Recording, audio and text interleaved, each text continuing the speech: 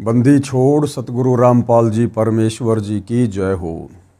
परम पिता परमात्मा सारी सृष्टि के रचनहार कुल मालिक असंख्य ब्रह्मांडों के स्वामी जगत गुरु तीनों लोकों में प्रवेश करके सबका धारण पोषण करने वाले राजाधिराज आत्माधार नाथों के नाथ देवों के देव महादेव सर्वेश्वर महेश्वर मृत्युंजय अजरो अमर आदि अनादि सनातनी प्रभु जगत पिता जगदीश्वर श्री श्री 1008 की उपाधि के वास्तविक अधिकारी अकाल मूरत सौद स्वरूपी राम वासुदेव सर्वगतम ब्रह्म परम पूज्य प्रथम पूज्य परम संत परम पुरुष परम धनी परम दयालु सत्य कबीर हक्का कबीर अल्लाहु कबीर अल्लाहु अकबर बाखबर अल्लाह ताला जगत के तारणहार जगत के मुक्तिदाता जगत के जगन्नाथ हारे के सहारे हिंदुओं के राम मुसलमानों के अल्लाह सिखों के वाहिगुरु ईसाइयों के मसीह दया के सागर दयानिधि करुणा के सागर करुणानिधि स्वयंभू परिभू संकट मोचन कष्ट हरण मंगल कर्ण दुख भंजन अविगत कबीर निर्विकार निर्विषम परमात्मा अलय अलेख सतगुरु आदि अनादि सतगुरु असली मर्यादा पुरुषोत्तम असली राम असली कृष्ण असली घनश्याम असली मुरारी राजाओं के राजा महाराजाओं के महाराजा शहंशाहों के शहंशाह सम्राटों के सम्राट भगवानों के भगवान अल्लाहों के अल्लाह प्रभुओं के प्रभु मसीहाओं के मसीह सच्चे वाहिगुरु बाबाओं के बाबा पीरों के पीर सेठों के सेठ जगत सेठ सावड़सा सेठ सर्वगुण संपन्न अनंत कोटि कलाओं के स्वामी अनंत कोटि ब्रह्मांडों के नायक योगियों में महायोगी ध्यानियों में महाध्यानी सिद्धों में परम सिद्ध ज्ञानियों में तत्वज्ञानी ब्रह्म ज्ञानी महाज्ञानी परम ज्ञानी सर्वश्रेष्ठ ज्ञानी विज्ञानी युवा कबीर समर्थ कबीर असंवात अमित ओझा सच्चे रहनुमा करीम अल्लाह सुभान अल्लाह दुनिया के अंतिम पैगंबर 8 सितंबर 1951 से गांव धनाना जिला सोनीपत हरियाणा भारतवर्ष की पावन भूमि पे प्रकट रियल कल्कि भगवान श्री नारायण साकार हरि श्री बाबा साहेब नूर अनंत परमात्मा सच्चे दरवेश सच्चे बाखबर संत श्रोमणी सतगुरु रामपाल जी परमेश्वर जी के चरण कमल में साध संगति से जुड़े हुए देश विदेश से आप और हम सभी सतसेवक भाई बहनों का अनंत कोटि दंडवत प्रणाम।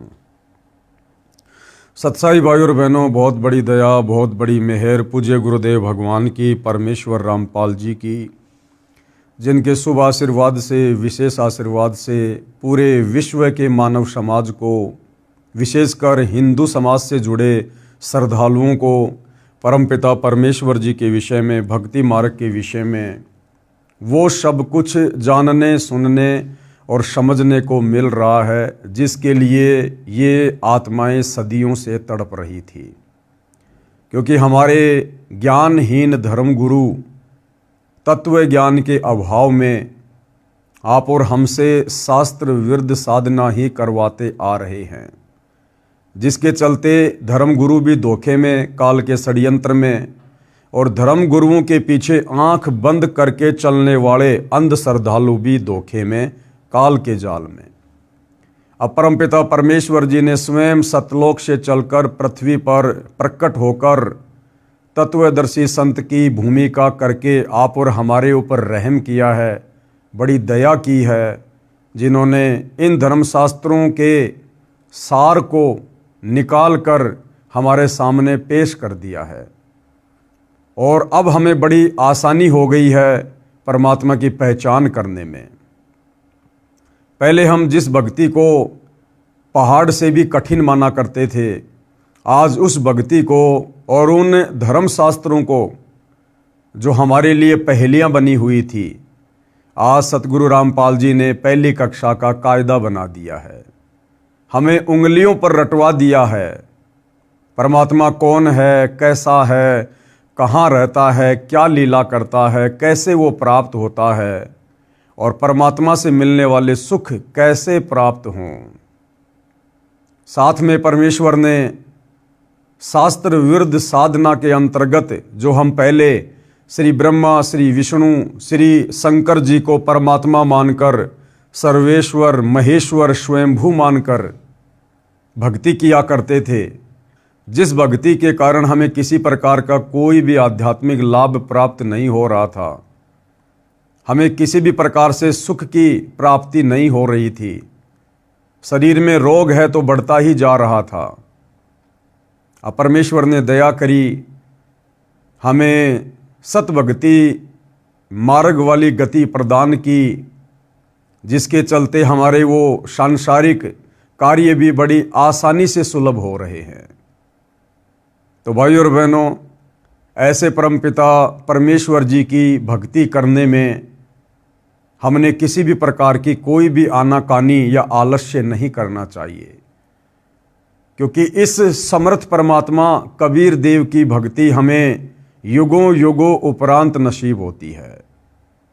तो भाइयों और बहनों, अपने कर कमल से पवित्र पुस्तक हिंदू साहिबान नहीं समझे गीता वेद पुराण, इसकी रचना करके गुरुदेव भगवान ने परमात्मा चाहने वाली आत्माओं पर बहुत बड़ा उपकार किया है। और निसंदेह भगत समाज इस पुस्तक को पढ़कर अथवा सतगुरु रामपाल जी के तत्व ज्ञान युक्त सत्संगों को सुनकर उनकी शरण ग्रहण करके अध्यात्म से जुड़कर और समस्त प्रकार के लाभ व सुख भी प्राप्त कर रहा है। तो भाइयों और बहनों, अब हम इसी दिशा में आगे बढ़ते हैं, क्योंकि पहले के वीडियो में हमने बहुत कुछ समझा है कि वास्तव में पूजा के योग्य परमात्मा कौन है, धार्मिक अनुष्ठानों में इष्ट मानकर पूजने योग्य परमात्मा कौन है, अध्यात्म में ब्रह्मा विष्णु महेश की स्थिति क्या है, इनके पिता काल ब्रह्म की स्थिति क्या है, दुर्गा जी की स्थिति क्या है, अन्य देवी देवताओं की पूजा सहायक है या हानिकारक है, कर्मकांड पाखंड पूजा इसका भक्ति मार्ग में क्या औचित्य है, ये तमाम प्रकार की जानकारी हम प्राप्त कर चुके हैं। और वह सर्वश्रेष्ठ परमात्मा कौन है जो तीनों लोकों में प्रवेश करके सबका धारण पोषण करता है, एकमात्र उसी की भक्ति करनी चाहिए। ये सारी बातें भाइयों और बहनों हमने सतगुरु रामपाल जी के सत्संग सुनकर व उनके कर कमल से लिखित पुस्तकों को पढ़कर समझ लिया है। अब हमारे लिए भक्ति मार्ग की राह बड़ी आसान हो गई है। अब आज के इस वीडियो में जो 24वें नंबर का वीडियो है, हम ये जानेंगे कि वह परमपिता परमात्मा कबीर साहिब सतलोक से चलकर गति करके अच्छी आत्माओं को तत्व ज्ञान देने के मकसद से जब कलयुग में धरती पर प्रकट होते हैं तो परमेश्वर क्या लीला करते हैं और कैसे अपना तत्व ज्ञान अपनी आत्माओं तक पहुंचाते हैं, और वर्तमान कलयुग में परमात्मा भारतवर्ष की पवित्र भूमि पर किस नगर में किस शहर में प्रकट हुए और परमेश्वर ने अपनी लीला की। तो पवित्र पुस्तक हिंदू साहिबान नहीं समझे गीता वेद पुराण, पेज नंबर 324, कबीर परमेश्वर जी का कलयुग में अवतरण। लेखक यानी सतगुरु रामपाल जी के शब्दों में, बंदी छोड़ कबीर परमेश्वर जी ने द्वापर युग में अपने प्रिय शिष्य सुदर्शन वाल्मीकि जी को शरण में लिया था। भगत सुदर्शन जी के माता पिता ने परमेश्वर कबीर जी के ज्ञान को स्वीकार नहीं किया था। यानी कल के वीडियो में हमने जो कथा सुनी थी पांडवों के यज्ञ वाली, जिसमें स्वयं कबीर परमात्मा जो कि द्वापर युग में करुणामय ऋषि के नाम से प्रकट थे, जिन्होंने अपने प्रिय शिष्य भगत सुदर्शन सुपच का रूप बनाकर पांडवों की यज्ञ सफल की थी, उनका शंख बजाया था। तो द्वापर युग में उसी सुपच सुदर्शन के माता पिताजी ने परमेश्वर कबीर जी की भक्ति को स्वीकार नहीं किया था, जिनके नाम थे, पिताजी का नाम भिखुराम तथा माताजी का नाम सुखवंती। जिस समय दोनों माता तथा पिता शरीर त्याग गए तो भगत सुदर्शन जी अत्यंत व्याकुल रहने लगे। देखो भाइयों और बहनों, इन कथाओं से हमने शिक्षा लेनी है। हम कलयुग के बिचली पीढ़ी वाले भक्तों को परमात्मा दृढ़ करने के लिए, काल के हर षड्यंत्र से परिचित करवाने के लिए, ताकि अंत समय में हम धोखा ना खा जाएं, जिस प्रकार से पहले के युगों में इन आत्माओं ने धोखा खाया। जब सुपच सुदर्शन जी के माता पिता शरीर छोड़ गए, उसके बाद सुपच सुदर्शन जी बड़े व्याकुल रहने लगे, जबकि भाई और बहनों व्याकुल होने का कोई मतलब ही नहीं बनता है, क्योंकि परमात्मा जी के ज्ञान से अपरिचित होने के कारण तो इस प्रकार की चिंता बन सकती है मोह ममता में। परंतु जब परमेश्वर ने आकर हमें तत्व ज्ञान से परिचित करवा दिया, सृष्टि रचना से परिचित करवा दिया, यहाँ के नकली रिश्ते नातों से परिचित करवा दिया कि हम तो खाली ऋण संबंधों के चलते एक दूसरे से जुड़े हुए हैं, बेटा बेटी के रिश्तों में, माता पिता के रिश्तों में, भाई बहनों के रिश्तों में, पति पत्नी के रिश्तों में हमें इस काल ने बांध रखा है। असल में हमारा ना कोई बेटा है, ना बेटी, ना माँ, ना बाप, ना पत्नी, ना भाई। हम सब परमपिता परमेश्वर कबीर जी की आत्माएं हैं। हम पहले सतलोक में रहा करते थे, अपनी गलती के चलते हम इस काल के लोक में फंस गए और हमारे संस्कार इतने बिगड़ गए कि अब उन संस्कारों के तहत हम एक दूसरे के रिश्ते नाते बने हुए हैं। कोई किसी को सुख देता है तो कोई किसी को दुख देता है। और परमात्मा जी भी अपनी वाणी में कहते हैं, भाई एक लेवा एक देवा दूतम, कोई किसी का पिता नहीं पूतम, ऋण संबंध जुड़े सब नाता, अंत सब बारा बाटा। सब अपना अपना संस्कार पूरा करके एक दिन चले जाएंगे अपने अपने रास्ते। तो सुदर्शन जी बड़े व्याकुल रहने लगे, जबकि भाई और बहनों ये गलती इस कलयुग की बिचली पीढ़ी में आप और हमने बिल्कुल भी नहीं करनी है, क्योंकि हमें गुरुदेव ने पूर्णतया तत्व ज्ञान से, मूल ज्ञान से परिचित करवा दिया है। हमने तो यहाँ से अपना पीछा छुड़वाना है। जो दो आत्माएं भगत सुदर्शन के माता पिता की भूमिका कर रहे थे द्वापर युग में, ना जाने कितनी बार इस काल ने उन आत्माओं को सुदर्शन का माता पिता बनाया होगा और किसी जन्म में सुदर्शन को उन आत्माओं का माता पिता बनाया होगा। ये काल का बहुत भयंकर षड्यंत्र है। आज इस सांसारिक युग में जो हमारी माँ है, जिसने हमारे को अपने पेट से जन्म दिया है, ना जाने कितने जन्मों में उसी आत्मा को इस काल ने हमारी औरत बनाया है, हमारी बहन बनाया है, हमारा दुश्मन बनाया है। इसलिए भाई और बहनों, इस काल के षड्यंत्र को गुरुदेव के तत्व ज्ञान से समझकर हमने इन रिश्ते नातों में उलझ कर नहीं रहना है। यहाँ हर प्राणी अपने कर्म का भोग भोगने के लिए आता है और संस्कार पूरा होने के बाद चला जाता है। इसलिए भक्तों ने तत्व ज्ञान आधार से अपनी सुरती केवल सतलोक में टिका के रखनी है, अपने गुरुदेव भगवान के चरणों में टिका के रखनी है कि भैया हमने तो इस काल लोक के झूठे रिश्ते नातों से पीछा छुड़वाकर सतलोक में चलकर और असली नाता अपने वहाँ रहने वाले सगे संबंधियों के साथ में जोड़ना है, अपने भाई बहनों के साथ में जोड़ना है, परमात्मा जी के साथ में जोड़ना है। तो भगत सुदर्शन जी माता पिताजी की मृत्यु के बाद व्याकुल रहने लगे, भक्ति भी कम करते थे। अंतर्यामी करुणामय जी द्वापर युग में कबीर परमेश्वर करुणामय नाम से लीला कर रहे थे। उन्होंने अपने भगत के मन की बात जानकर पूछा, हे भगत सुदर्शन, आपको कौन सी चिंता सता रही है? क्या माता पिता का वियोग सता रहा है या कोई अन्य पारिवारिक समस्या है? मुझे बताइए। भगत सुदर्शन जी ने कहा, हे बंदी छोड़, हे अंतर्यामी, आप सर्वज्ञ हैं, आप बाहर भीतर की सर्व स्थिति से परिचित हैं। हे प्रभु, मुझे मेरे माता पिता के निधन का दुख नहीं है, क्योंकि वे बहुत वृद्ध हो चुके थे। आपने बताया है कि ये 5 तत्व का पुतला एक दिन नष्ट होना है। मुझे चिंता सता रही है कि मेरे माता पिता अत्यंत पुण्यात्मा, दयालु तथा धर्मात्मा थे। उन्होंने अपनी भक्ति लोकवेद अनुसार की थी, जो शास्त्र विधि के विरुद्ध थी, जिस कारण से उनका मानव जीवन व्यर्थ गया। अब पता नहीं किस प्राणी की योनि में कष्ट उठा रहे होंगे। आपसे नम्र निवेदन आपका दास करता है, कि कभी मेरे माता पिता मानव शरीर प्राप्त करें तो उन्हें अपनी शरण में लेना परमेश्वर, तथा उन्हें भी भवसागर से यानी काल ब्रह्म के लोक से पार करना मेरे दाता। मुझे यही चिंता सता रही है। अब परमात्मा ने भी वही पूछा था, लेकिन भगत ने घुमा फिरा के कह दिया कि आप तो अंतर्यामी हो, जानी जान हो, मुझे मेरे माता पिता की मृत्यु का कोई गम नहीं है। गम क्यों नहीं है भाई? उनके मरने से पहले तो व्याकुल नहीं रहता था, उनके मरने से पहले तो चिंतित नहीं था। अब मरने के बाद में व्याकुलता क्यों, चिंता क्यों? तो बात वही थी भाई और बहनों, घुमा फिरा के। लेकिन हम जीव हैं, हमारी आदत है बातों को घुमा फिरा के करने की। परमेश्वर कबीर जी ने सोचा कि ये भोला भगत सुदर्शन माता पिता के मोह में फंसकर काल जाल में ही रहेगा। काल ब्रह्म ने मोह रूपी पास बहुत दृढ़ बना रखा है।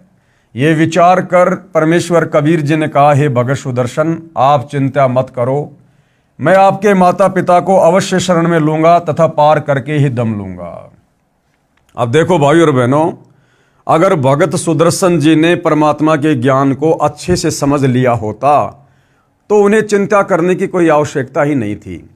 ठीक है, उसके माता पिता परमात्मा के शरण में नहीं थे, लेकिन भगत सुदर्शन को यह भी ज्ञान होना चाहिए कि परमात्मा का विधान है कि अगर किसी परिवार में कोई भगत दृढ़ होकर मर्यादा में रहकर भक्ति करेगा तो परमात्मा उसकी पिछली 7 पीढ़ियों तक के जो पूर्वज हैं, जो मर चुके हैं, उनको भी अन्य पशु पक्षी की योनियों में नहीं जाने देगा, उनको मनुष्य जन्म ही देगा और कभी न कभी अपनी शरण में लेकर उनका भी उद्धार करेगा। तो इस आधार से भी भगत सुदर्शन जी ने चिंता नहीं करनी चाहिए थी। आप सत्य लोग जाओ, ये चिंता छोड़ो।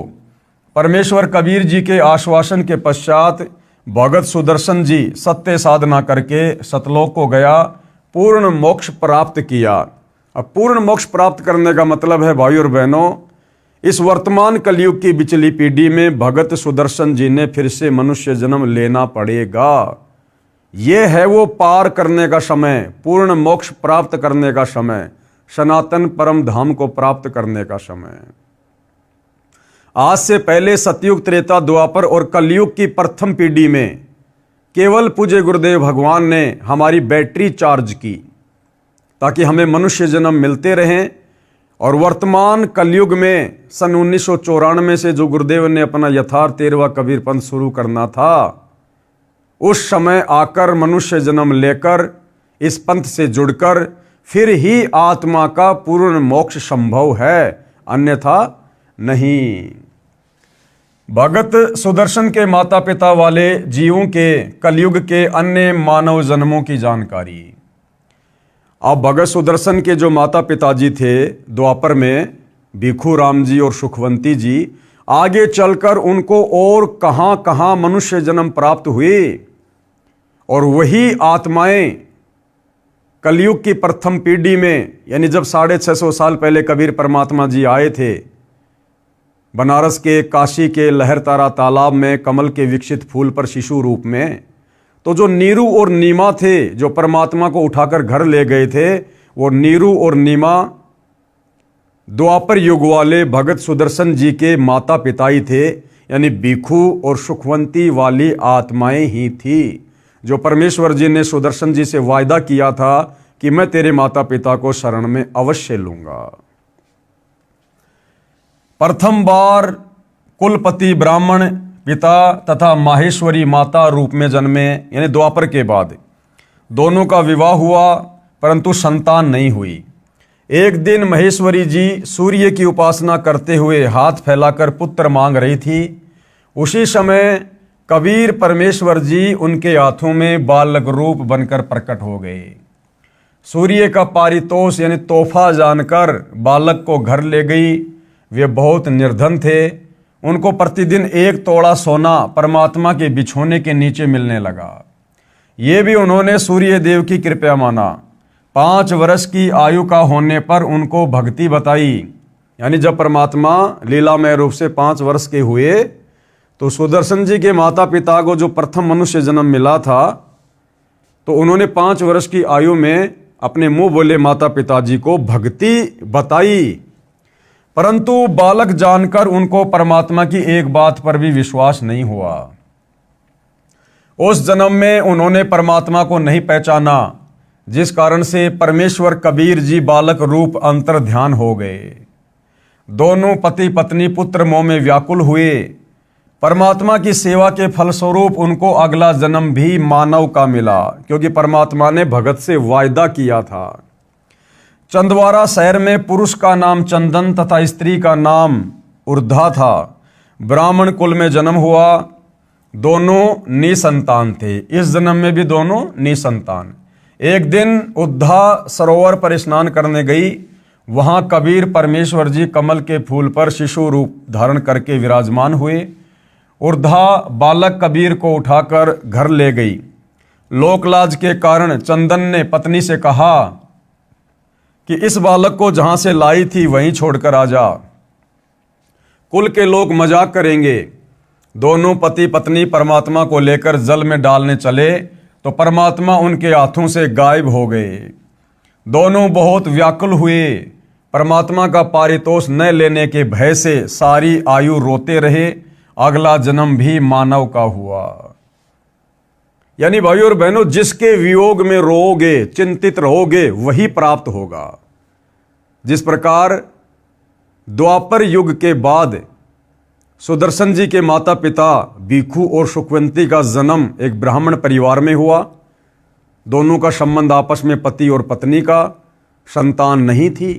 फिर उनको परमात्मा जी मिले, लेकिन उन्होंने परमात्मा को ना पहचान कर उनकी एक भी बात को स्वीकार नहीं किया। जब परमात्मा 5 वर्ष की आयु के बाद उनको भक्ति समझाने लगे, उसके बाद परमात्मा अंतर्ध्यान हो गए, गायब हो गए। अपने उस पुत्र के वियोग में आजीवन दोनों चिंतित रहे, व्याकुल रहे। अब वो पुत्र कौन था? परमात्मा। सारी जिंदगी वो किसकी याद में रोए? उसी बालक रूप परमात्मा की याद में। तो अगले जन्म में भाइयों और बहनों वही परमात्मा उनको फिर से मिले। क्यों?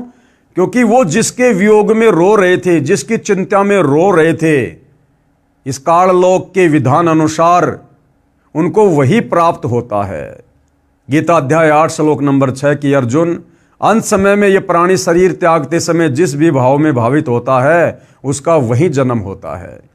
तो परमात्मा के वियोग में रोए तो अगले जन्म में भी उनको मनुष्य जन्म मिला। और इसी प्रकार से एक तालाब पर कमल के विकसित फूल पर वही कबीर परमात्मा उनको फिर से बालक रूप में मिले, शिशु रूप में मिले। और उस मनुष्य जन्म में भी उन्होंने परमात्मा को नहीं पहचाना। यानी उसकी पत्नी जो सरोवर से परमात्मा को लेकर आई थी, तो उसके पति ने कहा लोकलाज के कारण कि जहां से लाई है वहीं छोड़ के आ जा। तो दोनों वापस वहीं परमात्मा को छोड़ने गए तो परमात्मा उनके हाथों से गायब हो गए, अंतर्ध्यान हो गए। फिर पूरी जिंदगी वो परमात्मा के वियोग में रोए। और भाइयों और बहनों, परमात्मा के वियोग में रोने के कारण फिर अगला जन्म भी उनको स्त्री और पुरुष का मिला। कलयुग के प्रथम चरण में नीरू और नीमा का। और वही परमात्मा फिर से उनको मिला और परमेश्वर ने उनको निमित्त बनाकर अपनी परवरिश करवाई। यानी भाइयों और बहनों, हम जिसके वियोग में व्याकुल रहेंगे, चिंतित रहेंगे, हमें वही प्राप्त होगा। तो बहुत गहरी शिक्षा है भाइयों और बहनों। अब हम भक्तों को परमात्मा ने तत्व ज्ञान देकर इस गंदे लोक की वास्तविकता से, इस काल लोक की सच्चाई से, यहाँ के झूठे रिश्ते नातों की सच्चाई से हमें परिचित करवा दिया है। इसलिए हमने यहाँ की किसी भी नश्वर संपत्ति के मोह में, यहाँ के क्षणभंगुर बेटा बेटी भाई बंधु रिश्तेदारों के मोह में या अन्य भौतिक वस्तुओं के मोह में व्याकुल नहीं रहना, चिंतित नहीं रहना। हमने चिंतित रहना है केवल अपने मोक्ष को लेकर कि हे भगवान, मेरा मोक्ष नहीं हुआ तो क्या होगा। हमने चिंतित रहना है अपने पूज्य गुरुदेव भगवान को लेकर कि हे गुरुदेव, यदि आपकी प्राप्ति नहीं हुई, यदि मेरी भक्ति सफल नहीं हुई, मुझे सतलोक की प्राप्ति नहीं हुई तो क्या होगा मालिक। तो भाइयों और बहनों, जिसकी हम चिंता करेंगे अंत समय में परमात्मा हमें वहीं ले जाकर बैठा देगा। कथा इस प्रकार है। भगत सुदर्शन वाल्मीकि के माता पिता वाले जीवों को कलयुग में तीसरा भी मानव शरीर प्राप्त हुआ। भारतवर्ष के काशी शहर में सुदर्शन के पिता वाले जीव ने एक ब्राह्मण के घर जन्म लिया तथा गौरी शंकर नाम रखा, जो आगे चलकर नीरू कहलाया। तथा सुदर्शन जी की माता वाले जीव ने भी एक ब्राह्मण के घर कन्या रूप में जन्म लिया तथा सरस्वती नाम रखा, जो आगे चलकर नीमा कहलाई। युवा होने पर दोनों का विवाह हुआ। गौरी शंकर ब्राह्मण भगवान शिव का उपासक था तथा शिव पुराण की कथा करके भगवान शिव की महिमा का गुणगान किया करता। गौरी शंकर निर्लोभी था। कथा करने से जो धन प्राप्त होता था उसे धर्म में ही लगाया करता था। जो व्यक्ति कथा करवाते थे तथा सुनते थे सब गौरी शंकर ब्राह्मण के त्याग की प्रशंसा किया करते थे, जिस कारण से पूरी काशी में गौरी शंकर की प्रसिद्धि हो रही थी। अन्य स्वार्थी ब्राह्मणों का कथा करके धन एकत्रित करने का धंधा बंद हो गया। इस कारण से वे ब्राह्मण उस गौरी शंकर ब्राह्मण से ईर्ष्या रखते थे। इस बात का पता मुसलमानों को लगा कि एक गौरी शंकर ब्राह्मण काशी में हिंदू धर्म के प्रचार को जोर शोर से कर रहा है, क्योंकि भाइयों और बहनों उस समय काशी में मुसलमानों का दबदबा था, क्योंकि दिल्ली का बादशाह मुसलमान था सिकंदर लोदी, जिस कारण से हिंदू मुसलमानों से दबा करते थे।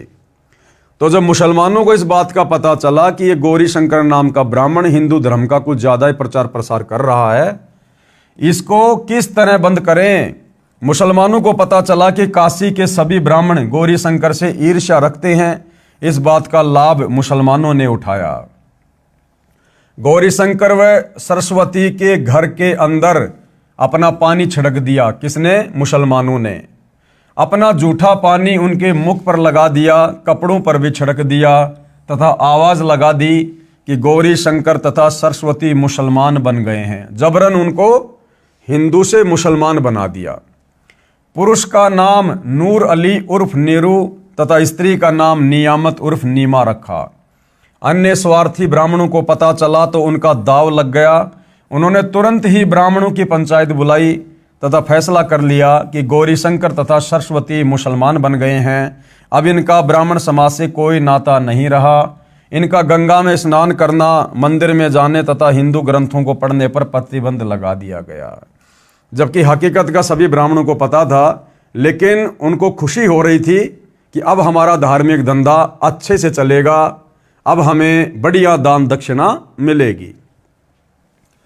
गौरी शंकर अर्थात नीरू जी कुछ दिन तो बहुत परेशान रहे। जो कथा करके धन आता था उसी से घर का निर्वाह चलता था। उसके बंद होने से रोटी के भी लाले पड़ गए। नीरू ने विचार करके अपने निर्वाह के लिए कपड़ा बुनने का कार्य प्रारंभ किया, जिस कारण से जुलाहा कहलाया। कपड़ा बुनने से जो मजदूरी मिलती थी उससे अपना तथा अपनी पत्नी का पेट पालता था। जिस समय धन अधिक आ जाता तो उसको धर्म में लगा देता था। यानी भाइयों और बहनों, आप और हमारे लिए भी शिक्षा है कि उन्होंने कभी भी धन एकत्रित नहीं किया, जमा नहीं किया।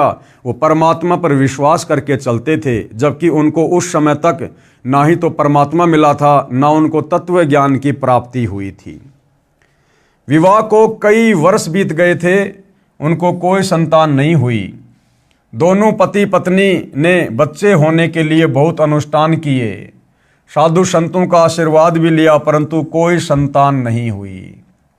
हिंदुओं द्वारा उन दोनों का गंगा नदी में स्नान करना बंद कर दिया गया था। उनके निवास स्थान से लगभग 4 किलोमीटर दूर एक लहर तारा नामक सरोवर था, जिसमें गंगा नदी का ही जल लहरों के द्वारा नीची पटरी के ऊपर से उछल कर आता था, इसलिए उस सरोवर का नाम लहर तारा पड़ा। उस तालाब में बड़े बड़े कमल के फूल उगे हुए थे। मुसलमानों ने गौरी शंकर का नाम नूर अली रखा, जो उर्फ नाम से नीरू कहलाया, तथा पत्नी का नाम नियामत रखा, जो उर्फ नाम से नीमा कहलाई। नीरू नीमा भले ही मुसलमान बन गए थे, परंतु अपने हृदय से साधना भगवान शंकर जी की ही किया करते थे तथा प्रतिदिन सवेरे सूर्योदय से पूर्व लहरतारा तालाब में स्नान करने जाया करते थे। अब नीरू और नीमा को किस प्रकार से उसी लहरतारा तालाब पर कबीर परमात्मा शिशु रूप में प्राप्त हुए। नीरू नीमा को कबीर परमात्मा की लहरतारा सरोवर में प्राप्ति। ज्येष्ठ मास की शुक्ल पूर्णमासी विक्रमी संवत 1455 सन 1398 सोमवार को भी ब्रह्म मुहूर्त का समय सूर्योदय से लगभग 1.5 घंटा पहले होता है, उसमें स्नान करने के लिए जा रहे थे। नीमा रास्ते में भगवान शंकर से प्रार्थना कर रही थी कि हे दीनानाथ, आप अपने दासों को भी एक बच्चा, एक बालक दे दो। आपके घर में क्या कमी है प्रभु, हमारा भी जीवन सफल हो जाएगा। दुनिया के व्यंग सुन सुनकर आत्मा दुखी हो जाती है। मुझ पापिन से ऐसी कौन सी गलती किस जन्म में हुई है जिस कारण मुझे बच्चे का मुख देखने को तरसना पड़ रहा है। जबकि भाई और बहनों, परमात्मा तो उनको इस बीमारी से दूर रख रहे थे। परमात्मा उन आत्माओं का मोक्ष करना चाहते थे, स्वयं बालक रूप में उनके घर में आना चाहते थे। हमारे पापों को क्षमा करो प्रभु, हमें भी एक बालक दे दो। ये कहकर नीमा फूट फूट कर रोने लगी। तब नीरू ने धैर्य दिलाते हुए कहा, हे नीमा, हमारे भाग्य में संतान नहीं है। यदि भाग्य में संतान होती तो प्रभु शिव अवश्य प्रदान कर देते। आप रो रो कर आंखें खराब कर लोगी। बालक भाग्य में है नहीं जो वृद्ध अवस्था में उंगली पकड़ लेता। आप मत रोवो, आपका बार बार रोना मेरे से देखा नहीं जाता। यह कहकर नीरू की आंखें भी भर आई। इसी तरह प्रभु की चर्चा व बालक प्राप्ति की याचना करते हुए उसी लहरतारा तालाब पर पहुंच गए। प्रथम नीमा ने प्रवेश किया, उसके पश्चात नीरू ने स्नान करने को तालाब में प्रवेश किया। सुबह का अंधेरा शीघ्र ही उजाले में बदल जाता है। जिस समय नीमा ने स्नान किया था उस समय तक तो अंधेरा था। जब कपड़े बदलकर पुनः तालाब पर उस कपड़ों को धोने के लिए गई जिसे पहनकर स्नान किया था, उस समय नीरू तालाब में प्रवेश करके गोते लगा लगाकर मल मल कर स्नान कर रहा था। नीमा की दृष्टि एक कमल के फूल पर पड़ी जिस पर कोई वस्तु हिल रही थी। देखो भाई और बहनों, ये परमेश्वर के प्रकट होने की कथा है। ये रियल में सत्यनारायण कथा है, सत्यनारायण कथा। आज से पहले हम भगवान विष्णु की कथाओं को सत्यनारायण की कथा मानकर बड़े ध्यान से सुना करते थे। कोई अनपढ़ होता था तो किसी पढ़े लिखे को बुलवाकर हाथ में पुस्तक देकर उससे सुना करते थे बड़े ध्यान से कि हमें पुण्य मिलेगा। जबकि विष्णु जी सत्यनारायण नहीं थे। असल में सत्यनारायण कबीर परमेश्वर हैं। कबीर परमेश्वर। नार प्लस आयन, नार यानी जल और आयन याना जल पर आने वाला, प्रकट होने वाला।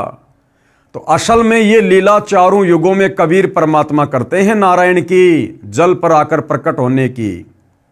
इस काल ने अपने बड़े बेटे ब्रह्मा को जल पर, कमल के फूल पर जो पैदा किया, भाई और बहनों, ये तो केवल हम आत्माओं को धोखा देने के लिए, ताकि नारायण हम इन्हीं को मानकर और आदि अधूरी शास्त्र विरुद्ध साधनाओं में लगे रहें।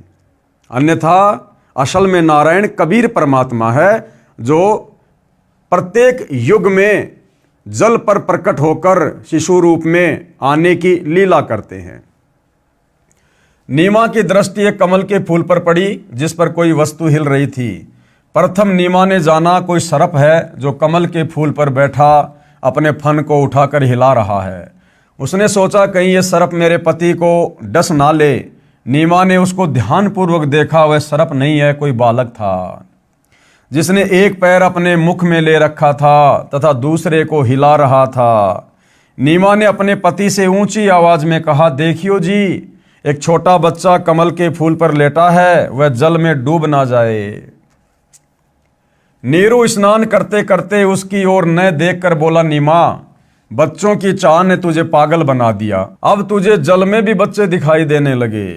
नीमा ने अधिक तेज आवाज में कहा, मैं सच कह रही हूं, देखो सचमुच एक बच्चा कमल के फूल पर वह रहा, देखो देखो।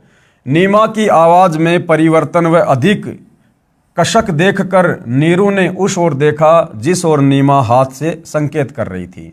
कमल के फूल पर नवजात शिशु को देखकर नीरू ने आव देखा न ताव और झपट कर कमल के फूल सहित बच्चा उठाकर अपनी पत्नी को दे दिया।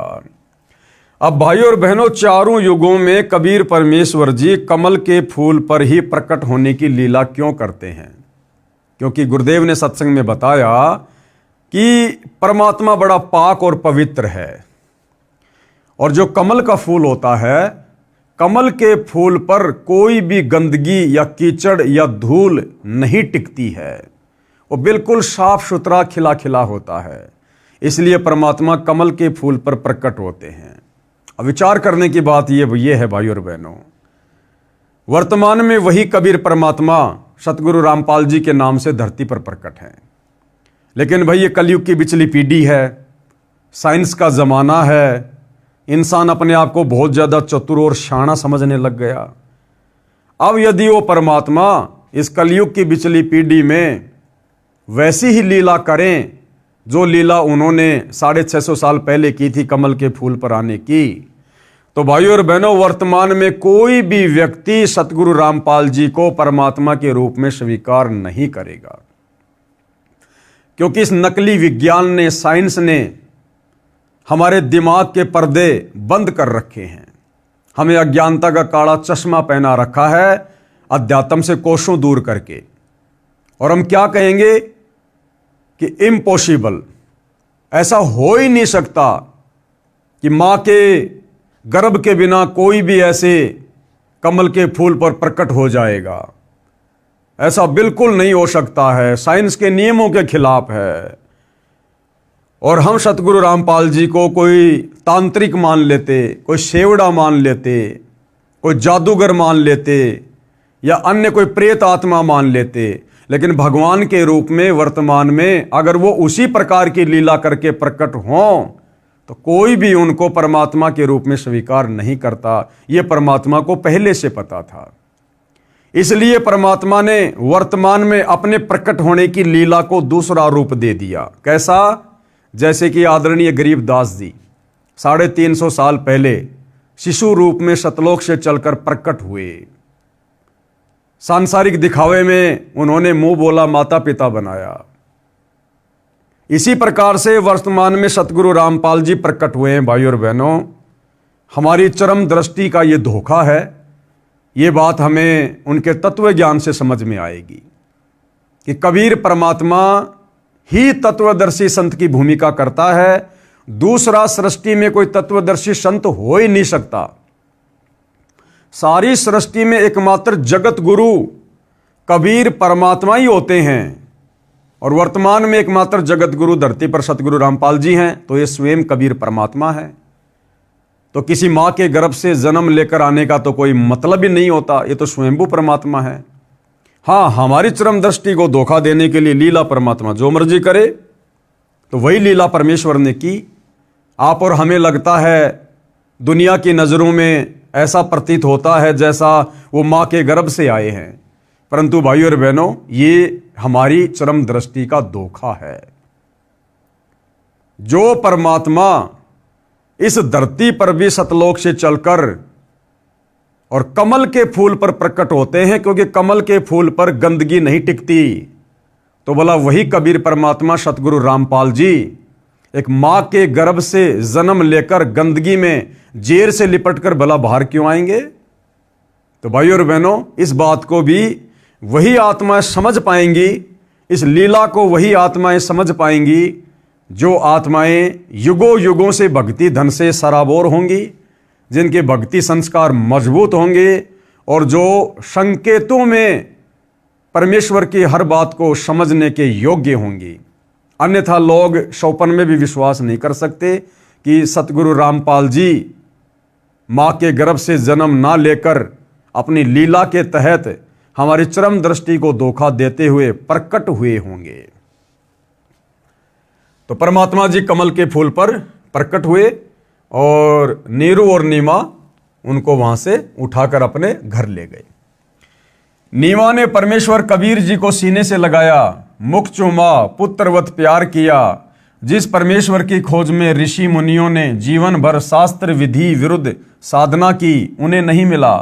वही परमेश्वर भक्तमती नीमा की गोद में खेल रहा था।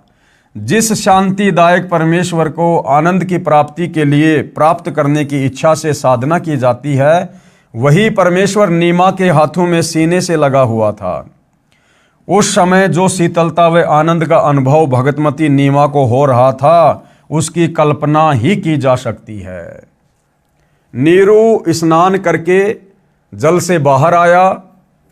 नीरू ने सोचा यदि हम इस बच्चे को नगर में ले जाएंगे तो शहरवासी हम पर शक करेंगे, सोचेंगे कि ये किसी के बच्चे को चुरा कर लाए हैं, कहीं हमें नगर से निकाल ना दें। इस डर से नीरू ने अपनी पत्नी से कहा, नीमा इस बच्चे को यहीं छोड़ दे, इसी में अपना हित है। नीमा बोली, हे पतिदेव, यह भगवान शंकर का दिया खिलौना है। इस बच्चे ने पता नहीं मुझ पर क्या जादू कर दिया है कि मेरा मन इस बच्चे के वश हो गया है। अब भाई ये परमात्मा तो सबसे बड़ा जादूगर है, मैं इस बच्चे को नहीं त्याग सकती। नीरू ने नीमा को अपने मन की बात से अवगत करवाया, बताया कि ये बच्चा नगरवासी हमसे छीन लेंगे, पूछेंगे कहाँ से लाए हो, हम कहेंगे लहर तारा तालाब में कमल के फूल पर मिला है। हमारी बात पर कोई भी विश्वास नहीं करेगा, हो सकता है वे हमें नगर से भी निकाल दें। तब नीमा ने कहा, मैं इस बालक के साथ देश निकाला भी स्वीकार कर लूंगी, परंतु इस बच्चे को नहीं त्याग सकती। मैं अपनी मृत्यु को भी स्वीकार कर लूंगी, परंतु इस बच्चे से भिन्न नहीं रह सकूंगी। नीमा का हठ देखकर नीरू को क्रोध आ गया तथा अपने हाथ को थप्पड़ मारने की स्थिति में उठाकर आंखों में आंसू भरकर करुणा भरी आवाज में बोला, नीमा मैंने आज तक तेरी किसी भी बात को नहीं ठुकराया। ये जानकर कि हमारे कोई बच्चा नहीं है, मैंने तुझे पति तथा पिता दोनों का प्यार दिया है, तू मेरे नम्र स्वभाव का अनुचित लाभ उठा रही है। आज मेरी स्थिति को न समझकर अपने हठी स्वभाव से मुझे कष्ट दे रही है। विवाहित जीवन में नीरू ने प्रथम बार अपनी पत्नी की ओर थप्पड़ मारने के लिए हाथ उठाया था तथा कहा था कि या तो इस बच्चे को यहीं रख दे, वरना आज मैं तेरी बहुत पिटाई करूंगा। उसी समय नीमा के सीने से चिपके बालक रूपधारी परमेश्वर बोले, हे नीरू, आप मुझे अपने घर ले चलो, आप पर कोई आपत्ति नहीं आएगी। मैं सतलोक से चलकर तुम्हारे हित के लिए यहाँ आया हूँ। नवजात शिशु के मुख से उपरोक्त वचन सुनकर नीरू यानी नूर अली डर गया, कहीं यह कोई देव या पितर या कोई सिद्ध पुरुष न हो और मुझे श्राप दे दे। अब देखो भाइयों और बहनों, जब 650 साल पहले नीरू और नीमा जिन्होंने अपनी आंखों से कमल के फूल पर शिशु रूपधारी परमेश्वर कबीर को देखा, उठाया, और परमात्मा ने शिशु रूप में ही उनको संदेशा भी दिया, उसके बावजूद भी उन्होंने परमेश्वर को ना पहचान कर क्या समझा, क्या कह रहे हैं, वो दोनों डर गए, कहीं ये कोई देव या पितर या कोई सिद्ध पुरुष ना हो और मुझे श्राप ना दे दे। तो बोलो, अगर वर्तमान कलयुग की बिचली पीढ़ी में, इस भयंकर कलयुग में, साइंस के जमाने में, अगर सतगुरु रामपाल जी किसी तालाब में या जोहड़ में विकसित कमल के फूल पर प्रकट होने की लीला करते तो वर्तमान में भला उनको परमात्मा के रूप में कौन स्वीकार करता। इस डर से नीरू कुछ नहीं बोला, घर की ओर चल पड़ा। पीछे पीछे उसकी पत्नी परमेश्वर को प्यार करती हुई चल पड़ी। अब आगे की लीला। कबीर जी के सशरीर सत्यलोक से आने का साक्षी। सर्वप्रथम कबीर परमेश्वर जी को सतलोक से सशरीर शिशु रूप में आते हुए और उस लहर तारा तालाब में कमल के विकसित फूल पर प्रकट होते हुए किसने देखा था? कौन था साक्षी इस बात का? प्रतिदिन की तरह ज्येष्ठ मास की पूर्णमासी विक्रमी संवत 1455 1398 ईस्वी सोमवार को भी एक अष्टानंद नामक ऋषि, जो स्वामी रामानंद ऋषि जी के शिष्य थे, काशी शहर से बाहर बने तालाब लहरतारा तालाब के स्वच्छ जल में स्नान करने के लिए प्रतिदिन की तरह गए। ब्रह्म मुहूर्त का समय था। ब्रह्म मुहूर्त का समय सूर्योदय से लगभग 1.5 घंटा पहले का होता है।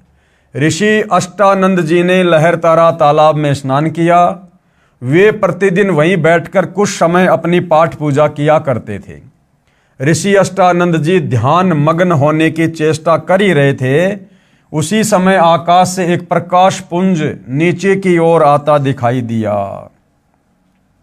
वह इतना तेज प्रकाश था, उसे ऋषि जी की चरम दृष्टि सहन नहीं कर सकी। जैसे दोपहर के समय सूर्य की तरफ देखते हैं तो हमारी आंखें सहन नहीं कर पाती और बंद हो जाती है, और बंद आंखों में फिर सूर्य का छोटा छोटा गोला दिखाई देता है जो प्रकाश रहित होता है। उसे ऋषि जी की चरम दृष्टि सहन नहीं कर सकी। जिस प्रकार आंखें सूर्य की रोशनी को सहन नहीं कर पाती, सूर्य के प्रकाश को देखने के पश्चात आंखें बंद करने पर सूर्य का आकार दिखाई देता है, उसमें प्रकाश अधिक नहीं होता। इसी प्रकार प्रथम बार परमेश्वर के प्रकाश को देखने से ऋषि जी की आंखें बंद हो गई। बंद आंखों में शिशु को देखकर, यानी एक बालक को देखकर फिर से आंखें खोली। ऋषि अष्टानंद जी ने देखा कि वह प्रकाश लहरतारा तालाब पर उतर गया है, जिससे पूरा सरोवर प्रकाशमान हो गया तथा देखते ही देखते वह प्रकाश जलाशय के एक कोने में सिमट गया। ऋषि अष्टानंद जी ने सोचा, ये कैसा दृश्य मैंने देखा, ये मेरी भक्ति की उपलब्धि है या मेरा दृष्टि दोष है। इसके विषय में गुरुदेव स्वामी रामानंद जी से पूछूंगा। ये विचार करके ऋषि अष्टानंद जी अपनी शेष साधना को छोड़कर अपने पूज्य गुरुदेव के पास गए। स्वामी रामानंद जी को सर्व घटनाक्रम बताकर पूछा, है गुरुदेव, ये मेरी भक्ति की उपलब्धि है या मेरी कोई भ्रमणा है? मैंने प्रकाश आकाश से नीचे की ओर आते देखा, जिसे मेरी आंखें सहन नहीं कर सकी। आंखें बंद हुई तो नवजात शिशु दिखाई दिया। पुनः आंखें खोली तो उस प्रकाश से पूरा जलाशय ही जगमगा गया। पश्चात वह प्रकाश उस तालाब के एक कोने में सिमट गया। मैं आपसे कारण जानने की इच्छा से अपनी साधना बीच में ही छोड़कर आया हूं। कृपया मेरी शंका का समाधान कीजिए। अब पंडित रामानंद जी को जैसा भी ज्ञान था, उन्होंने अपने शिष्य की शंका का समाधान किया। ऋषि रामानंद स्वामी जी ने अपने शिष्य अष्टानंद से कहा, हे ब्राह्मण, ये न तो तेरी भक्ति की उपलब्धि है, न आपका दृष्टि दोष ही है। इस प्रकार की घटनाएं उस समय होती है जब ऊपर के लोकों से कोई देव पुरुष पृथ्वी पर अवतार धारण करने के लिए आते हैं। वह किसी स्त्री के गर्भ में निवास करता है। क्या कह रहे हैं रामानंद जी? कि जिस समय ऊपर के लोकों से कोई देव पुरुष पृथ्वी पर अवतार धारण करने आते हैं और फिर क्या करते हैं, वह किसी स्त्री के गर्भ में निवास करते हैं। अब भाइयों और बहनों, पंडित रामानंद जी को केवल इतना ही ज्ञान था कि परमात्मा ब्रह्मा विष्णु महेश हैं, और जब ये अवतार धारण करते हैं, पृथ्वी पर आते हैं, तो ये भी किसी माँ के गर्भ में जो है जन्म लेकर ही आगे चलकर अपनी लीला करते हैं। उनको केवल इतना ही पता था। उनको ये नहीं पता था कि परमात्मा कभी किसी माँ के गर्भ से जन्म नहीं लेता, परमात्मा स्वयंभू होता है, परमात्मा परिभू है। उनको इस बात का नहीं पता था, जबकि वेदों को पढ़ा करते थे, गीता जी को पढ़ा करते थे, लेकिन परमात्मा की डेफिनेशन पंडित रामानंद जी को भी पता नहीं थी। तो उन्होंने अपने शिष्य से कहा कि ऊपर के लोक से कोई देव पुरुष आया है, अवतार धारण करेगा और किसी स्त्री के गर्भ में निवास करता है, फिर बालक रूप धारण करके नर लीला करके अपना अपेक्षित कार्य पूर्ण करता है। कोई देव पुरुष ऊपर के लोकों से आया है, वह काशी नगर में किसी के घर जन्म लेकर अपना प्रारब्ध पूरा करेगा। उपरोक्त वचनों द्वारा ऋषि रामानंद स्वामी जी ने अपने शिष्य अष्टानंद जी की शंका का समाधान किया। उन ऋषियों की यही धारणा थी। अब क्या कह रहे हैं गुरुदेव? उन ऋषियों की यही धारणा थी कि सर्व अवतार गण, यानी सभी अवतार माता के गर्भ से ही जन्म लेते हैं। और उनका कहना, उनका सोचना सही भी था भाइयों और बहनों, क्योंकि 21 ब्रह्मांड के जितने भी भगवान हैं, जब वो अवतार लेते हैं तो माँ के गर्भ से ही लेते हैं। परंतु वो पूर्ण परमात्मा, सारी सृष्टि का सृजनहार, जब वो स्वयं पृथ्वी पर आता है तो वो अपना अवतार खुद ही होता है। वो किसी माँ के गर्भ से जन्म लेकर फिर लीला नहीं करता है। उन ऋषियों की यही धारणा थी कि सभी अवतार गण माता के गर्भ से ही जन्म लेते हैं। बालक को लेकर नीरू तथा नीमा अपने घर जुलाहा मोहल्ला कॉलोनी में आए, जिस भी नर व नारी ने नवजात शिशु रूप में परमेश्वर कबीर जी को देखा तो वह देखता ही रह गया। अब नीरू को जिस बात का डर था कि भैया नगर कॉलोनी वाले मोहल्ले वाले जब बालक को देखेंगे तो तरह तरह के हमसे सवाल करेंगे, ये बच्चा तू कहाँ से उठा के ले आया, तुम्हारे तो कोई बच्चा ही नहीं था, तू बताता क्यों नहीं, कहाँ से लाया है, तुम लोग चोरी भी करने लग गए हो, हम राजा से शिकायत करेंगे। नीरू तो ये सोच रहा था, और कबीर परमेश्वर जी ने किसी के मन में ये बात आने भी नहीं दी कि ये बच्चा कहाँ से आया। परमेश्वर का शरीर अति सुंदर था, आंख जैसे कमल का फूल हो, घुंघराले बाल, लंबे हाथ, लंबी लंबी उंगलियां, शरीर से मानो नूर झलक रहा हो, क्योंकि भाइयों और बहनों कबीर परमात्मा सावंत दे थे। लंबे लंबे हाथ यानी सावंत दे। एक सत्संग में पूज्य गुरुदेव भगवान ने बताया कि आदरणीय गरीबदास जी जो 350 साल पहले आए थे वो भी सावंत दे थे। आदरणीय गरीबदास जी के दोनों हाथ घुटने से नीचे तक जाया करते थे। कबीर परमेश्वर जी भी सावंत दे थे। अब भाइयों और बहनों वर्तमान कलयुग है तो परमात्मा ने कलयुग के हिसाब से लीला करनी पड़ती है। अगर सतगुरु रामपाल जी वर्तमान में सावंत दे की लीला करते तो भाइयों और बहनों ना जाने लोग उनके विषय में क्या क्या विचार उत्पन्न कर लेते कि भैया इनके शरीर में कोई कमी है, क्योंकि लोग भूल गए सावंत दे क्या होता है। तो लोग क्या बोलते, पता नहीं क्या क्या विचार उत्पन्न कर लेते अपने मन में कि इनके माता पिताजी में कोई कमी थी जिस कारण से इनका शरीर ढंग से सेट नहीं हो पाया, बच्चा गर्भ में ठीक से नहीं जो है अपना विकास कर पाया, और देखो इनके शरीर में दोष है, इनको लंबे लंबे हाथ हो गए, ना जाने क्या क्या विचार अपने मन में उत्पन्न कर लेते। तो कलयुग के दूसरे चरण में वैज्ञानिक युग में परमात्मा जनसाधारण की तरह ही लीला करते हैं। पूरी काशी नगरी में ऐसा अद्भुत बालक नहीं था, जो भी देखता वही अन्य को बताता कि नूर अली को एक बालक तालाब पर मिला है, आज ही उत्पन्न हुआ शिशु है। डर के मारे लोक लाज के कारण किसी विधवा ने डाला होगा। यानी भाइयों और बहनों परमात्मा ने नगर वासियों के दिलो दिमाग में उल्टी धारणा पैदा कर दी, क्योंकि परमात्मा समर्थ है भाइयों और बहनों। वो एक सेकंड में विचारों को चेंज कर सकते हैं, एक सेकंड में विचारों को वैसा का वैसा बना सकते हैं। तो सबके मन में क्या हुआ कि भैया लगता है किसी औरत ने इस बच्चे को जन्म देकर लोक लाज के कारण और वहाँ पर डाल दिया होगा, फेंक दिया होगा, और नीमा को ये बच्चा हाथ लग गया होगा, और अच्छा हुआ जो इस बच्चे को ले आए, वरना बच्चे की दुर्गति हो जाती। बालक को देखने के पश्चात उसके चेहरे से दृष्टि हटाने को दिल नहीं करता, आत्मा अपने आप खिंची जाती है।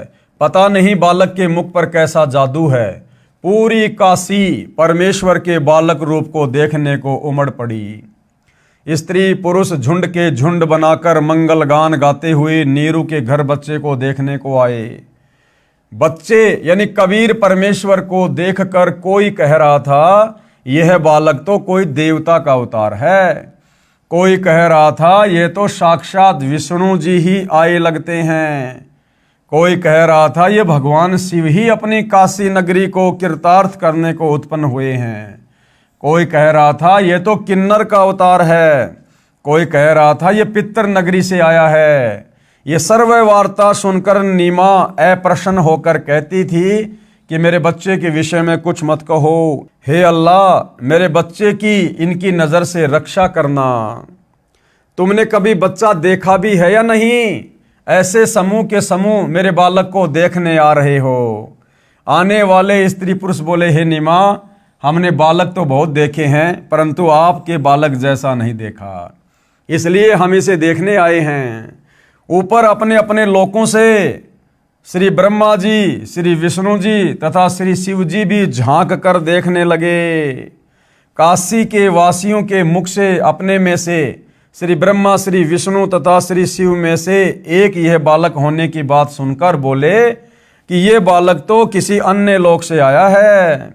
यानी जब काशी वाले इस प्रकार की बातें कर रहे थे, कोई कह रहा था भैया ये तो ब्रह्मा जी का अवतार है, कोई कह रहा था ये तो साक्षात विष्णु जी आ गए, कोई कह रहा था भाई शंकर जी आ गए अवतार लेकर। तो ऊपर ब्रह्मा विष्णु महेश भी नीचे झांक कर देख रहे थे। तो वो भी आपस में बातें कर रहे थे कि भाई ये हमारे में से तो कोई नहीं है, ये तो किसी दूसरे लोक से आया है, भाई कोई परमात्मा ही है, कोई तगड़ा ही महापुरुष है। इसके मूल स्थान से हम भी अपरिचित हैं। उन्होंने भी अपनी दिव्य दृष्टि लगा के देख ली, ब्रह्मा विष्णु महेश को भी पता नहीं चला। तो उन्होंने कहा कि ये तो किसी अपरिचित लोक से आया है। अब भाई और बहनों, वो तो अपरिचित लोक ही है हमारे लिए, तो सत्यलोक। इसके मूल स्थान से हम भी अपरिचित हैं, परंतु है बहुत शक्ति युक्त, कोई सिद्ध पुरुष है। शिशु कबीर परमेश्वर का नामांकन। अब जैसे छोटे बच्चे का नामकरण किया जाता है, नाम रखा जाता है, तो कबीर परमेश्वर जी का जब नाम रखने का समय आया तो परमेश्वर जी ने क्या और कैसी लीला की। नीरू यानी नूर अली तथा नीमा पहले हिंदू ब्राह्मण ब्राह्मणी थे। इस कारण लालचवश ब्राह्मण लड़के का नाम रखने आए। अब देखो कितने लोभी और लालची थे। पहले तो बड़े खुश हुए जब मुसलमानों ने जबरदस्ती अपना पानी छिड़क कर उनको जबरन मुसलमान बना दिया।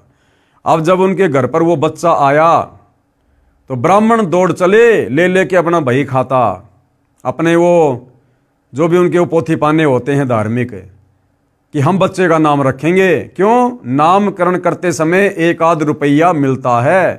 तो उस भिक्षा के लालच में, दान दक्षिणा के लालच में ब्राह्मण आ गए पहले लड़के का नाम रखने के लिए। उसी समय काजी मुसलमान भी अपनी पुस्तक कुरान शरीफ को लेकर लड़के का नाम रखने के लिए आ गए। उस समय दिल्ली में मुगल बादशाहों का शासन था जो पूरे भारतवर्ष पर शासन करते थे, जिस कारण हिंदू समाज मुसलमानों से दबता था। काजियों ने कहा लड़के का नामकरण हम मुसलमान विधि से करेंगे। अब ये मुसलमान हो चुके हैं, ये कहकर काजियों में मुख्य काजी ने कुरान शरीफ पुस्तक को कहीं से खोला।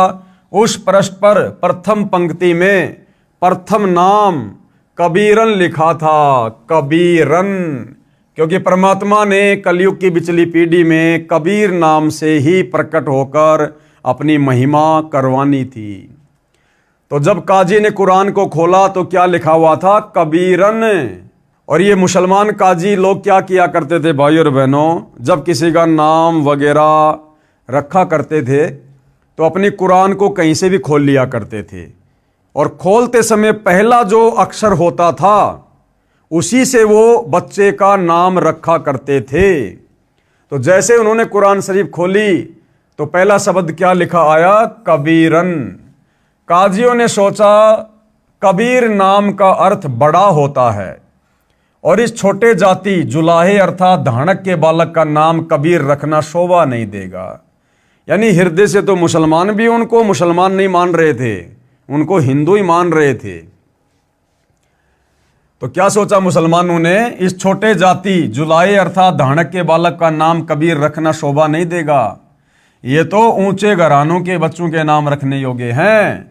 शिशु रूपधारी परमेश्वर काजियों के मन के दोष को जानते थे। काजियों ने पुनः पवित्र कुरान शरीफ को नाम रखने के मकसद से खोला। उन दोनों पेजों पर कबीर कबीर कबीर अक्षर लिखे थे, अन्य कोई लेख ही नहीं था। काजियों ने फिर कुरान शरीफ को खोला, उन पृष्ठों पर भी कबीर कबीर कबीर कबीर ही लिखा था। पूरी कुरान को परमात्मा ने कबीर कबीर कबीर कबीर नाम से भर दिया। काजियों ने पूरी कुरान का निरीक्षण किया तो उनके द्वारा लाई गई कुरान शरीफ में सभी अक्षर कबीर कबीर कबीर कबीर हो गए। काजी बोले इस बालक ने कोई जादू मंत्र करके हमारी कुरान शरीफ को ही बदल डाला। तब कबीर परमेश्वर शिशु रूप में बोले, हे काशी के काजियों, मैं कबीर अल्लाह अर्थात अल्लाहु अकबर हूं, मेरा नाम कबीर ही रखो। काजियों ने अपने साथ लाई कुरान को वहीं पटक दिया तथा चले गए। बोले इस बच्चे में कोई प्रेत आत्मा बोलती है। अब भाई और बहनों, परमात्मा को पहचानना इतना आसान नहीं है। ऐसी ऐसी लीला कर दी भगवान ने। क्या किसी ने ऐसा चमत्कार किया था जो लिखे हुए अक्षरों को चेंज कर दे? उसके बावजूद भी इस काल प्रेरित हम काजियों ने, मुल्लाओं ने, पंडितों ने, ब्राह्मणों ने परमेश्वर जी को नहीं पहचाना। शिशु कबीर परमेश्वर द्वारा कंवारी गाय का दूध पीना। बालक कबीर को दूध पिलाने की कोशिश नीमा ने की तो परमेश्वर ने मुख बंद कर लिया।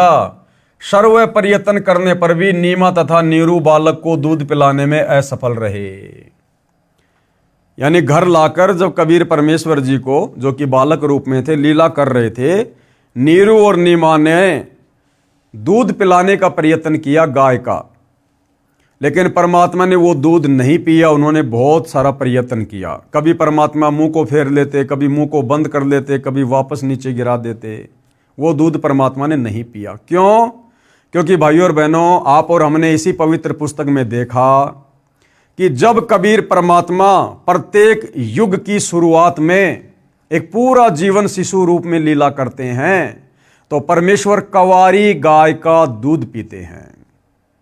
जिस गाय को, जिस बछिया को कभी बैल ने टच ना किया हो, अभी अधन्या धेनव, यानी बिना धनाई गाय का परमात्मा दूध पीते हैं। तो परमात्मा ने वेदों में लिखी हुई अपनी उस लीला को भी सत्य साबित करना था, ताकि भगवान को पहचानने में हमें बड़ी आसानी हो कि ऐसी लीला किसने की है। अगर ब्रह्मा विष्णु महेश ने की है तो वो परमात्मा साबित होंगे, अगर रामकृष्ण ने की है तो वो परमात्मा साबित होंगे, अगर कबीर जी ने की है तो कबीर जी ही परमात्मा साबित होंगे। 25 दिन जब बालक को निराहार बीत गए तो माता पिता अति चिंतित हो गए। 24 दिन से नीमा तो रो रो कर विलाप कर रही थी, सोच रही थी ये बच्चा कुछ भी नहीं खा रहा है, यह मरेगा, मेरे बेटे को किसी की नजर लगी है। 24 दिन से लगातार नजर उतारने की विधि भिन्न भिन्न स्त्री पुरुषों द्वारा बताई प्रयोग करके थक गई। कोई लाभ नहीं हुआ। आज 25वां दिन उदय हुआ। माता नीमा रात्रि भर जागती रही तथा रोती रही कि पता नहीं ये बच्चा कब मर जाएगा, मैं भी साथ ही फांसी पर लटक कर जाऊंगी, मैं इस बच्चे के बिना जीवित नहीं रह सकती। बालक कबीर का शरीर पूर्ण रूप से स्वस्थ था। परमात्मा बिल्कुल हष्ट पुष्ट तथा ऐसे लग रहा था जैसे बच्चा प्रतिदिन 1 किलोग्राम 1 सेर दूध पीता हो। परंतु नीमा को डर था कि बिना कुछ खाए पिए ये बालक जीवित रह ही नहीं सकता, ये कभी भी मृत्यु को प्राप्त हो सकता है। ये सोचकर फूट फूट कर रो रही थी। भगवान शंकर के साथ साथ निराकार प्रभु की भी उपासना तथा उससे भी की गई प्रार्थना जब व्यर्थ रही तो अति व्याकुल होकर रोने लगी। भगवान शिव एक ब्राह्मण ऋषि का रूप बनाकर नीरू की झोपड़ी के सामने खड़े हुए। अब भाइयों और बहनों, परमात्मा ने तो महिमा देनी होती है। थे स्वयं कबीर परमात्मा ही अपने दूसरे रूप में, जो एक ऋषि का रूप बनाकर, एक ब्राह्मण का रूप बनाकर, और नीमा के इस प्रकार विलाप को देखकर, उसकी चिंता को देखकर परमात्मा जी आए तथा नीमा से रोने का कारण जानना चाहा।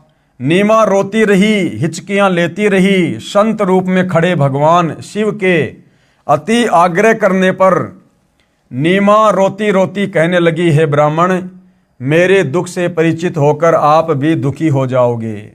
फकीर वेशधारी शिव भगवान बोले, हे माई, कहते हैं अपने मन का दुख दूसरे के समक्ष कहने से मन हल्का हो जाता है। अब कई भाई बहनों को शंका होगी, नहीं नहीं जी, वो तो भगवान शिव ही थे। अरे भैया, वो नीमा भगवान शिव को रोते रोते उसको आधी से ज्यादा उम्र बीत गई थी कि भगवान शिव मुझे बच्चा दे दे, मुझे बच्चा दे दे। हे भगवान शंकर, तेरे घर में क्या कमी है, क्या कमी है। उस भगवान शिव ने उस समय तो नहीं सुनी उसकी एक भी, और अब कैसे आ जाएगा वो भगवान शंकर। तो स्वयं कबीर परमात्मा ही सारा खेल खेलता है।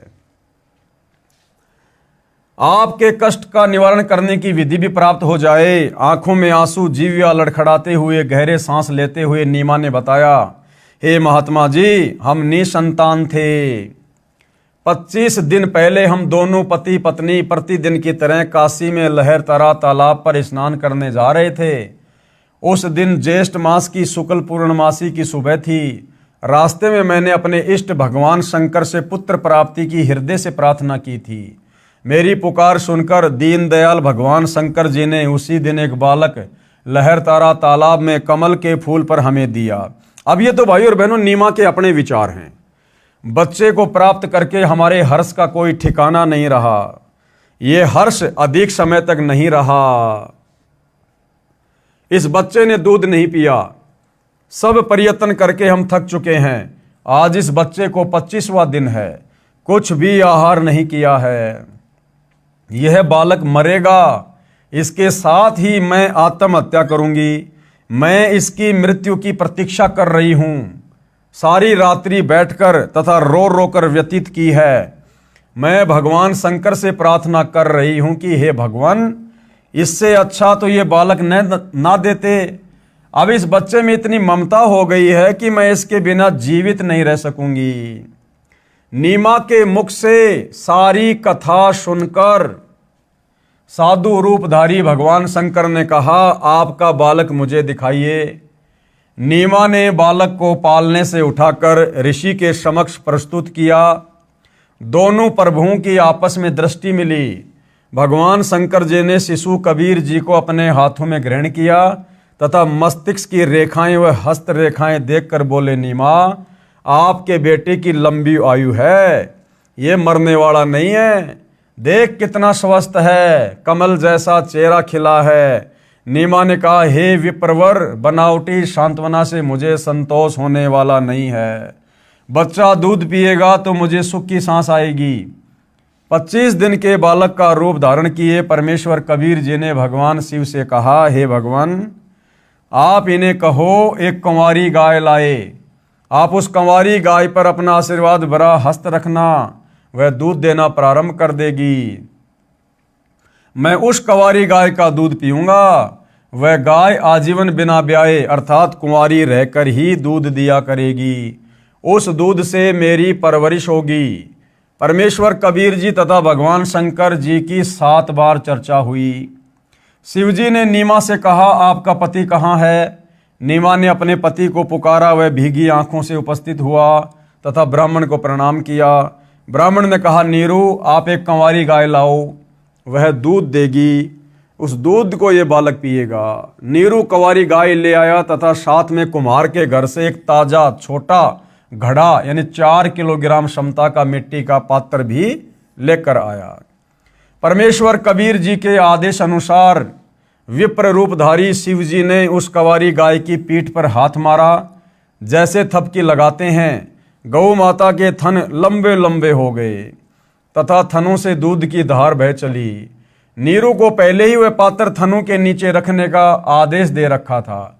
दूध का पात्र भरते ही थनों से दूध निकलना बंद हो गया। वह दूध शिशु रूपधारी परमेश्वर कबीर जी ने पिया। नीमा ने ब्राह्मण रूपधारी भगवान शिव के चरण लिए तथा कहा, आप तो साक्षात भगवान शिव के रूप हो। आपको भगवान शिव ने ही हमारी पुकार सुनकर भेजा है। अब देखो भाई और बहनों, एक और बहुत भयंकर काल का षड्यंत्र है आप और हम सभी जीवात्माओं को भ्रमित करने के लिए। इस काल ने अपने तीनों बेटों के जो नाम रखे हैं, ब्रह्मा, विष्णु और शिव, ये नाम भी भाई और बहनों कबीर परमात्मा के ही नाम हैं। ब्रह्मा यानी सारी सृष्टि को रचने वाला, उत्पन्न करने वाला, असल में वो ब्रह्मा भी सतगुरु रामपाल जी हैं। विष्णु का अर्थ आपने वेदों में देख लिया, कबीर परमात्मा जी के लिए है कि अग्ने तनुर असी, विष्णवे तवा सोमस्य तनुर असी, कबीर अंभारी असी, बंभारी असी, सवर ज्योति रितधाम आशी। यानी जो परमात्मा तीनों लोकों में प्रवेश करके सबका पालन पोषण करता है, वह वास्तव में विष्णु है। और शिव यानी अविनाशी सत्य परमात्मा, तो वो भी कबीर परमात्मा ही है। दूसरा, इसने जो अवतार भेजे हैं, उन अवतारों के नाम भी इस परमात्मा के नाम पर रख दिए ताकि दुनिया भ्रमित रहे। राम, असल में राम कौन है? कबीर परमात्मा है। कृष्ण, आप जब कृष्ण शब्द का अर्थ पढ़ेंगे, देखेंगे तो पता चलेगा सर्वाधिक आनंद देने वाला। तो असल में वो कृष्ण भी कबीर परमात्मा ही है। तो भाइयों और बहनों, ये सारे के सारे नाम जो इस काल ने अपने अवतारों के रखे हैं, अपने इन तीनों पुत्रों ब्रह्मा विष्णु महेश के रखे हैं, या आगे चलकर ऋषि मुनियों ने सहस्त्रनामा बना दिया, विष्णु सहस्त्रनामा, शंकर जी के बहुत सारे नाम रख दिए। ये सारे नाम कबीर परमेश्वर जी की उपमात्मक पदवी के नाम है, जो इस काल ने हम जीवों को धोखा देने के लिए रखवा दिए हैं। हम निर्धन व्यक्ति आपको क्या दक्षिणा दे सकते हैं? हे विप्र, 24 दिनों से हमने कोई कपड़ा भी नहीं बुना है। विप्र रूपधारी भगवान शंकर बोले। अब देखो भाइयों और बहनों, ऐसे पता चलता है कि वो शंकर जी नहीं थे, उस साधु के रूप में स्वयं कबीर परमात्मा ही थे। तो जब नीरू निमा ने कहा कि हे साधु जी, हम आपको क्या दक्षिणा दे सकते हैं, 25 दिन से हमने तो कोई काम धंधा भी नहीं किया, हम तो गरीब आदमी हैं।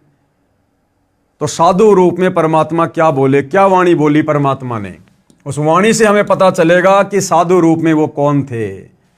साधु भूखा भाव का, धन का भूखा नहीं, जो कोई धन का भूखा वो साधु भी नहीं। अब ये वाणी किसकी? कबीर परमेश्वर जी की। तो भाइयों और बहनों, स्वयं कबीर परमात्मा जी थे। इस वाणी को बोलकर फिर उन्होंने ये साबित कर दिया कि कोई शंकर वंकर जी नहीं थे, स्वयं कबीर परमात्मा ही थे। ये कहकर विप्र रूपधारी शिव जी ने वहां से प्रस्थान किया। विशेष वर्णन अध्याय ज्ञान सागर के पृष्ठ 74 तथा शवशम वेदबोध के पृष्ठ 134 पर भी है, जो इस प्रकार है, यानी कबीर सागर में लिखा हुआ है, कबीर सागर के ज्ञान सागर के पेज 74 पर। सुत काशी को ले चले लोग देखन तहां आए, यानी नीरू और नीमा बालक रूपधारी कबीर परमेश्वर को अपने घर ले चले तो काशी के लोग देखने के लिए आने लगे। अन्न पानी भक्षय नहीं, जुल्हा शोक जनाए। और 25 दिन तक परमात्मा ने कुछ भी अन्न पानी नहीं खाया। इस बात से दुखी होकर जुल्हा यानी नीरू और नीमा दोनों शोक मनाने लगे, दुखी हो गए। तब जुल्हा मन कीन तिवाना, रामानंद सो कहे उत्पाना। तो नीरू फिर पंडित रामानंद जी के पास गए इसका उपाय जानने के लिए, क्योंकि उस समय पंडित रामानंद जी काशी में सुप्रसिद्ध ब्राह्मण थे। मैं सुत पायो बड़ा गुणवंता, कारण कौन भखे नहीं संता। तो नीरू ने कहा रामानंद जी से कि मैंने बड़े भाग्य से जो है एक पुत्र को मैंने प्राप्त किया है। और क्या कारण है रामानंद जी कि वो बच्चा कुछ भी नहीं खा रहा ना कुछ पी रहा। रामानंद ध्यान तब धारा, रामानंद जी ने अपनी दिव्य दृष्टि से देखा। जुल्हा से तब वचन उचारा। और नीरू से क्या कहा पंडित रामानंद जी ने? पूर्व जन्म ते ब्राह्मण जाति, कि भैया पहले के जन्म में तू कोई ब्राह्मण जाति में था और हरि सेवा की नी बली बाती, और तूने भगवान की बहुत अच्छी सेवा की थी। कुछ सेवा तुम हरि की चूका, परंतु कहीं न कहीं तुम्हारे से भगवान की सेवा में चूक हो गई। ताते भयो जुल्हा का रूपा, जिस कारण से तेरे को धानक जाति में जन्म मिला है। पति प्रभु कह तोरी मान लीन्या, ताते उद्यान में शुद्धो दीन्या। लेकिन तेरी उस सेवा के बदले परमात्मा ने तुझे ऐसा गुणवान बच्चा दिया है। अब नीरू क्या कहने लगा? हे प्रभु जस कीन्यो तस पायो, आरत हो तव दर्शन आयो। सो कहिए उपाय गुसाई, बालक शुदावंत कछु खाई। हे परमात्मा, वो तो ठीक है, आपने जैसा बताया वैसा मुझे मिल गया। जैसी मेरी सेवा में कोई चूक चाक हो गई, मेरे को उसकी सजा मिल गई, जो भी हो गई। लेकिन अब मुझे कोई उपाय बताओ ताकि बच्चे की भूख शांत हो, बच्चा कुछ खाना पीना शुरू करे। तो रामानंद जी ने क्या कहा? रामानंद अस युक्ति विचारा, तव सुत कोई ज्ञानी अवतारा। कि भैया तेरा बेटा कोई ज्ञानी अवतार है। और बछिया जाही बैल नहीं लागा, सो लाई ठाट करो ते आगे। और तुम ऐसी बछिया लाओ जिसको कभी बैल ने छुआ भी ना हो। साखी दूध चले ते थनते, दूध ही धरो छिपाई।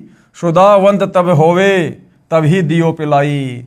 कि उस बछिया का दूध निकालो, दूध को छुपा के रखो, और जब बच्चा रोवे या जैसे कोई भी दूध पीने के लिए कहे, उसी समय उसको दूध पिलाओ। जुल्हा एक बछिया ले आवा। अब नीरू एक बछिया ले आया। चलो दूत कोई मर्म न पावा। चलो दूध जुल्हा हरसाना, राखो छिपाई कहूं नहीं जाना। और जब बछिया ने दूध दिया तो नीरू की खुशी का कोई ठिकाना नहीं रहा और दूध को छुपा के रख दिया।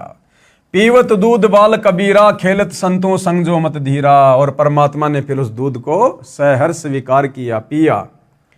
ज्ञान सागर पेज 73 पर चौपाई। भगवान शंकर तथा कबीर बालक की चर्चा। नोट, यह प्रकरण अधूरा लिखा है, फिर भी समझने के लिए मेरे ऊपर कृपया है, यानी गुरुदेव भगवान कह रहे हैं अपने आप को छुपाते हुए।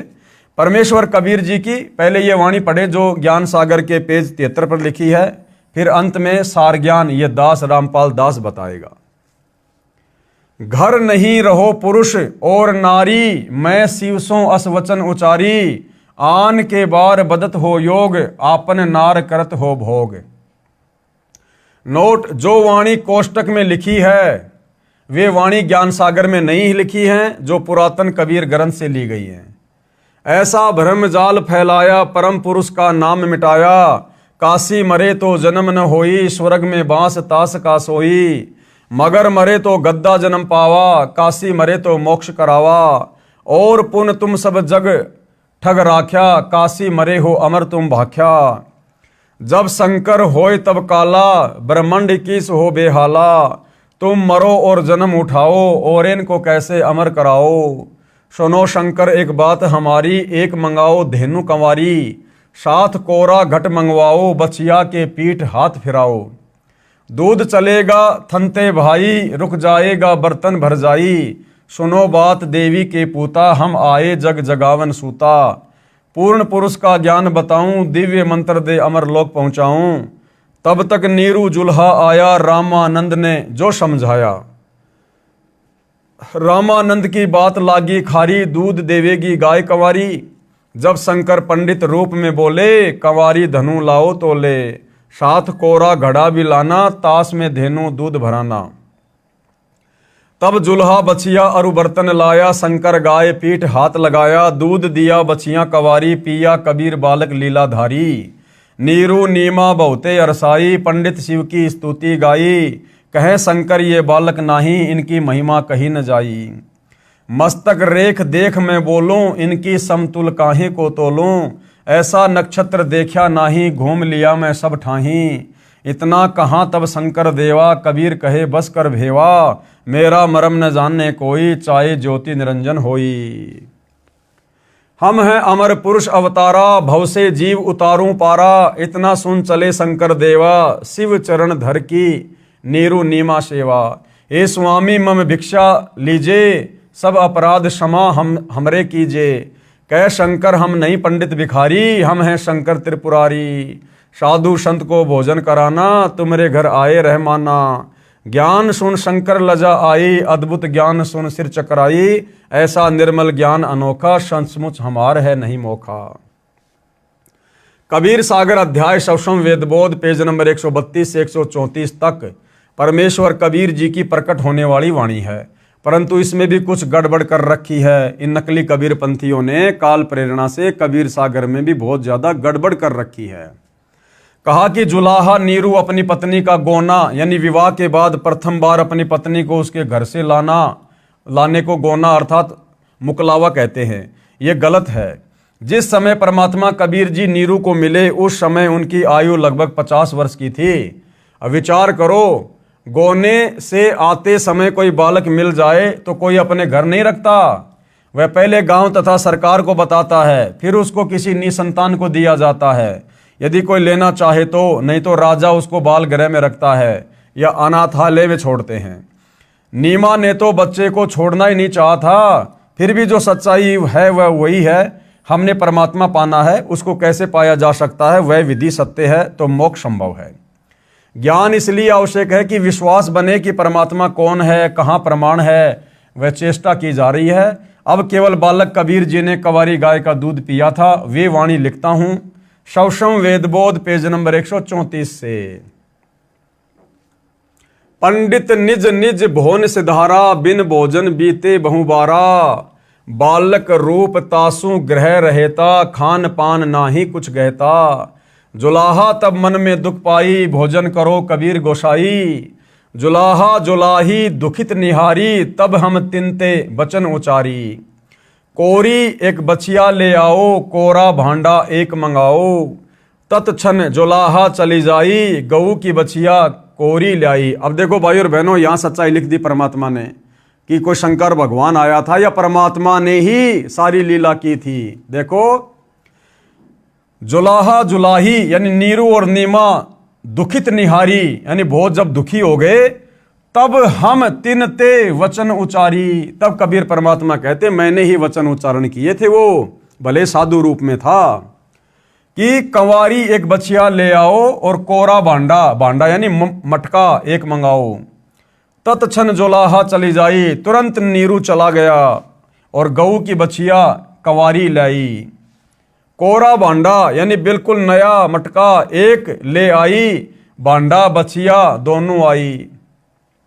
दोनों कबीर के सन्मुख आना, बछिया दिशा दृष्टि निजताना, बछिया हेठ सो भांडा धरेऊ, ताके थनही दूध ते भरेऊ, दूध हमारे आगे दरही, यही विधि खान पान नित करही। अब इन वाणियों में भाई और बहनों कहीं भी शंकर जी का नाम नहीं है कि शंकर जी आए थे, साधु रूप बनाकर आए थे। परमात्मा ने सारा खेल खेला था। अब भाई और बहनों, कबीर परमेश्वर जी के विषय में वेदों में कहां लिखा है कि जब वो कबीर परमात्मा शिशु रूप में धरती पर प्रकट होता है तो उनके परवरिश की लीला कंवारी गायों के दूध से होती है। और इस प्रकार की लीला जिस महापुरुष के जीवन काल में हुई है, कंवारी गायों के दूध से पालन पोषण की, वही असल में वेदों के अनुसार कबीर परमात्मा है। तो वेद भी इसी बात की गवाही दे रहे हैं। कौन सा वेद? ऋग्वेद मंडल 9 सूक्त 1 और मंत्र 9 इसी बात की गवाही दे रहा है। अभी इम अधन्य उत श्रृणंती धेनव शिशुम सोम इंद्रियाय पातवे। अभी इमम यानी अधन्य उत श्रृणंती धेनव शिशुम सोमम इंद्राय पातवे। और क्या कह रहे हैं परमात्मा? भावार्थ, पूर्ण परमात्मा अमर पुरुष जब लीला करता हुआ बालक रूप धारण करके स्वयं प्रकट होता है, सुख सुविधा के लिए जो आवश्यक पदार्थ शरीर वर्दी के लिए चाहिए वह पूर्ति कंवारी गायों द्वारा की जाती है। अर्थात उस समय अधन्या धेनव यानी कंवारी गाय अपने आप दूध देती है, जिससे उस पूर्ण प्रभु की परवरिश होती है। तो वेद भी इस बात की गवाही दे रहे हैं कि कंवारी गायों के दूध से परवरिश केवल उसी परमपिता परमेश्वर की होती है जो कबीर परमात्मा सतलोक से चलकर शिशु रूप में प्रकट होकर पृथ्वी पर लीला करते हैं। अन्य ब्रह्मा विष्णु महेश राम कृष्ण या अन्य किसी भी धर्म के किसी भी महापुरुष के जीवन काल में उनके बाल्य काल में जो उनकी परवरिश होती है वो इस प्रकार से नहीं होती है जिस प्रकार से वेदों में लिखी अपनी महिमा के अनुसार कबीर परमेश्वर जी की होती है। तो इति सिद्धम कि काशी वाला जुलाहा कबीर, काशी वाला धानक कबीर ही पूर्ण ब्रह्म परमात्मा है और एकमात्र उसी को इष्ट मानकर पूजा करने से हमारी आत्मा का कल्याण संभव है। अब नीरू को धन की प्राप्ति, क्योंकि काफी दिनों से महीने भर से नीरू ने कोई काम धाम नहीं किया, केवल बच्चे की चिंता में लगे रहे, जिस कारण से कुछ लोगों का उनके ऊपर उधार लेने के चलते कर्जा भी हो गया था। तो परमेश्वर ने क्या दया बख्शी उस परिवार के ऊपर। बालक की प्राप्ति से पूर्व दोनों जने पति पत्नी मिलकर कपड़ा बुनते थे। 25 दिन बच्चे की चिंता में कपड़ा बुनने का कोई कार्य न कर सके, जिस कारण से कुछ कर्ज नीरू को हो गया। कर्ज मांगने वाले भी उसी 25वें दिन आ गए तथा बुरी भली कहकर चले गए। कुछ दिन तक कर्ज न चुकाने पर यातना देने की धमकी सेठ ने दे डाली। अब देखो, बहुत सारे भाई बहन हैं, नया नया नाम लेते हैं, ज्ञान इतना सुनते नहीं हैं और बाद में कहते हैं कि भैया मेरा तो कर्जा नहीं उतर रहा, मेरा तो कर्जा नहीं उतर रहा, परमात्मा ये कर देते हैं वो कर देते हैं, मेरे ऊपर बहुत कर्जा है। देखो, जिसके घर में शिशु रूप में खुद कबीर भगवान आए, प्रकट हुए, और वो आत्माएं भी किस प्रकार से कर्जे में डूबी हुई थी, उनको भी लोग पैसे के लिए धमकी दे दे के जा रहे थे, धमकी दे दे के, जबकि उनकी झोपड़ी में सारी सृष्टि का पालन पोषण करने वाला, लोगों को सेठ बनाने वाला, राजा बनाने वाला, दुनिया को धन देने वाला वो कबीर परमात्मा विराजमान था। तो भाई और बहनों, ये भक्ति ज्ञान आधार की है।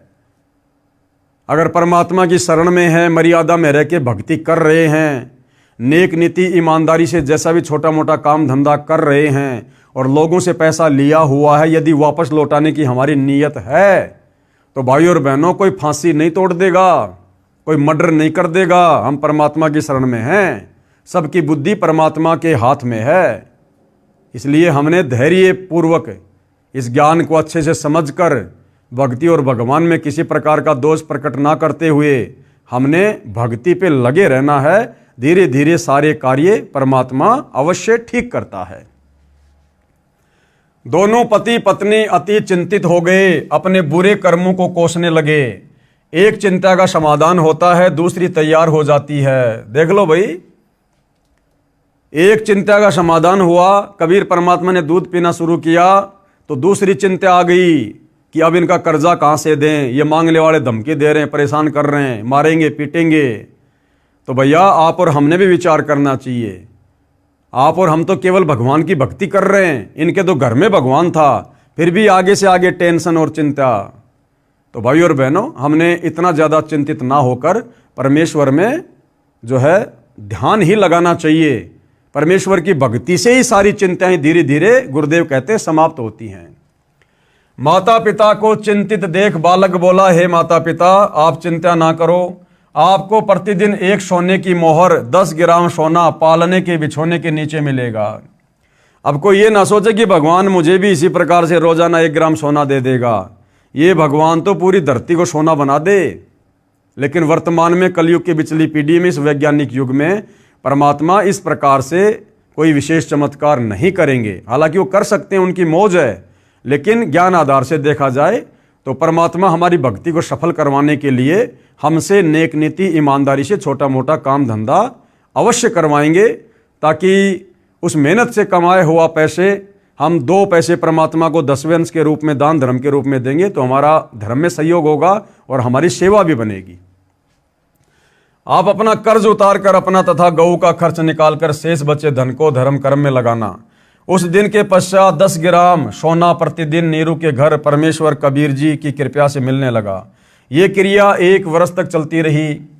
परमेश्वर कबीर जी ने मोहर सोने का सिक्का मिलने वाली लीला को गुप्त रखने को कहा था। अब देखो भाई और बहनों, परमात्मा के आदेश की अवहेलना कितनी खतरनाक होती है। शिशु रूप में कबीर परमात्मा ने नीरू नीमा को साफ साफ कह दिया था कि तुम्हें रोजाना 1 सिक्का सोने का मिलता है, इस बात को तुमने गुप्त रखना है, यह मेरा आदेश है, किसी को नहीं बताना आपने। और इस बात का उन्होंने उस समय खुलासा कर दिया जब एक बार उनकी झोपड़ी पर उनके कोई परिचित आए, और उसी दिन से भाई और बहनों परमात्मा ने वो 1 सिक्का सोना देना बंद कर दिया, क्योंकि उन्होंने परमात्मा के वचन की अवहेलना कर दी। तो इसी प्रकार भाई और बहनों, वर्तमान में गुरुदेव भगवान ने, उसी कबीर परमेश्वर ने इस भक्ति को देते समय हमें जो नियम बताए हैं, जो मर्यादाएं बताई हैं, सत्संगों में जो उन्होंने हमें आदेश दिए हैं, यदि हम उनके उन वचनों की अवहेलना करेंगे तो हमारे साथ भी वैसा ही होगा। ये क्रिया 1 वर्ष तक चलती रही। परमेश्वर कबीर जी ने मोहर सोने का सिक्का मिलने वाली लीला को गुप्त रखने को कहा था। एक दिन नीमा की प्रिय सखी उसी समय नीरू के घर पर आई, जिस समय वह कबीर जी को जगाने का प्रयत्न कर रही थी। नीमा की सखी ने वह सोने की मोहर देख ली तथा बोली, इतना सोना आपके पास कैसे आया? नीमा ने अपनी प्रिय सखी से सर्व गुप्त भेद कह सुनाया कि हमें तो 1 वर्ष से ये मोहर प्रतिदिन प्राप्त हो रही है। हमारे घर पर भाग्यशाली लड़का कबीर जब से आया है, हम तो आनंद से रहते हैं। अगले दिन ही सोना मिलना बंद हो गया। भाई जो गुरु वचन पर डट गए, कट गए फंद 84 के। तो नीरू और नीमा ने सतगुरु के वचन को तोड़ दिया, उनके वचन की अवहेलना कर दी, उनके आदेश की अवहेलना कर दी। अब देखो भाई और बहनों, वचन तोड़ना, परमेश्वर के वचन की अवहेलना करना सबसे बड़ा दोष है। बार बार गुरुदेव भगवान भी सत्संगों में कहते हैं कि बच्चों, भक्ति चाहे किसी कारण कम हो जाए, परंतु मर्यादा यानी वचन जो गुरुदेव ने हमें बता दिए हैं वो नहीं तोड़ने। आप और हम भाई बहन सतलोक से इस काल के गंदे लोक में क्यों आए? सिर्फ इसी कारण से क्योंकि हमने सतलोक में परमात्मा के वचन की अवहेलना की थी। हमने उनकी मर्यादाओं को तोड़ दिया था, उनके आदेश की पालना नहीं की, हल्के में ले लिया, जिस प्रकार नीमा ने हल्के में ले लिया। सतलोक में जब यह काल तप कर रहा था, आप और हम सभी आत्माएं इसके ऊपर आसक्त हो गई, इसको देखने के लिए जाया करते थे। उसी समय कबीर परमात्मा आकाशवाणी किया करते थे कि बच्चों, इस नादान की नादानी को मत देखो, ये अपने कर्म फोड़ रहा है। तुम्हारे को मैंने किस बात की कमी छोड़ रखी है? तुम्हारे पास में किस चीज की कमी है? बार बार समझाया परमात्मा ने हमें, कई बार आकाशवाणी की, लेकिन हमने परमेश्वर के वचन पर ध्यान नहीं दिया। हमने परमेश्वर की आकाशवाणी को, अपने पिता की आवाज को हल्के में ले लिया और उनके वचन की अवहेलना हो गई। उसी बात से नाराज होकर वहां के विधान अनुसार कबीर परमेश्वर ने हम सबको इस काल के साथ यहां भेज दिया। और एक वचन की अवहेलना के चलते भाइयों और बहनों, कितने युग बीत गए हैं, कितनी बार उत्पत्ति और प्रलय हो चुकी है।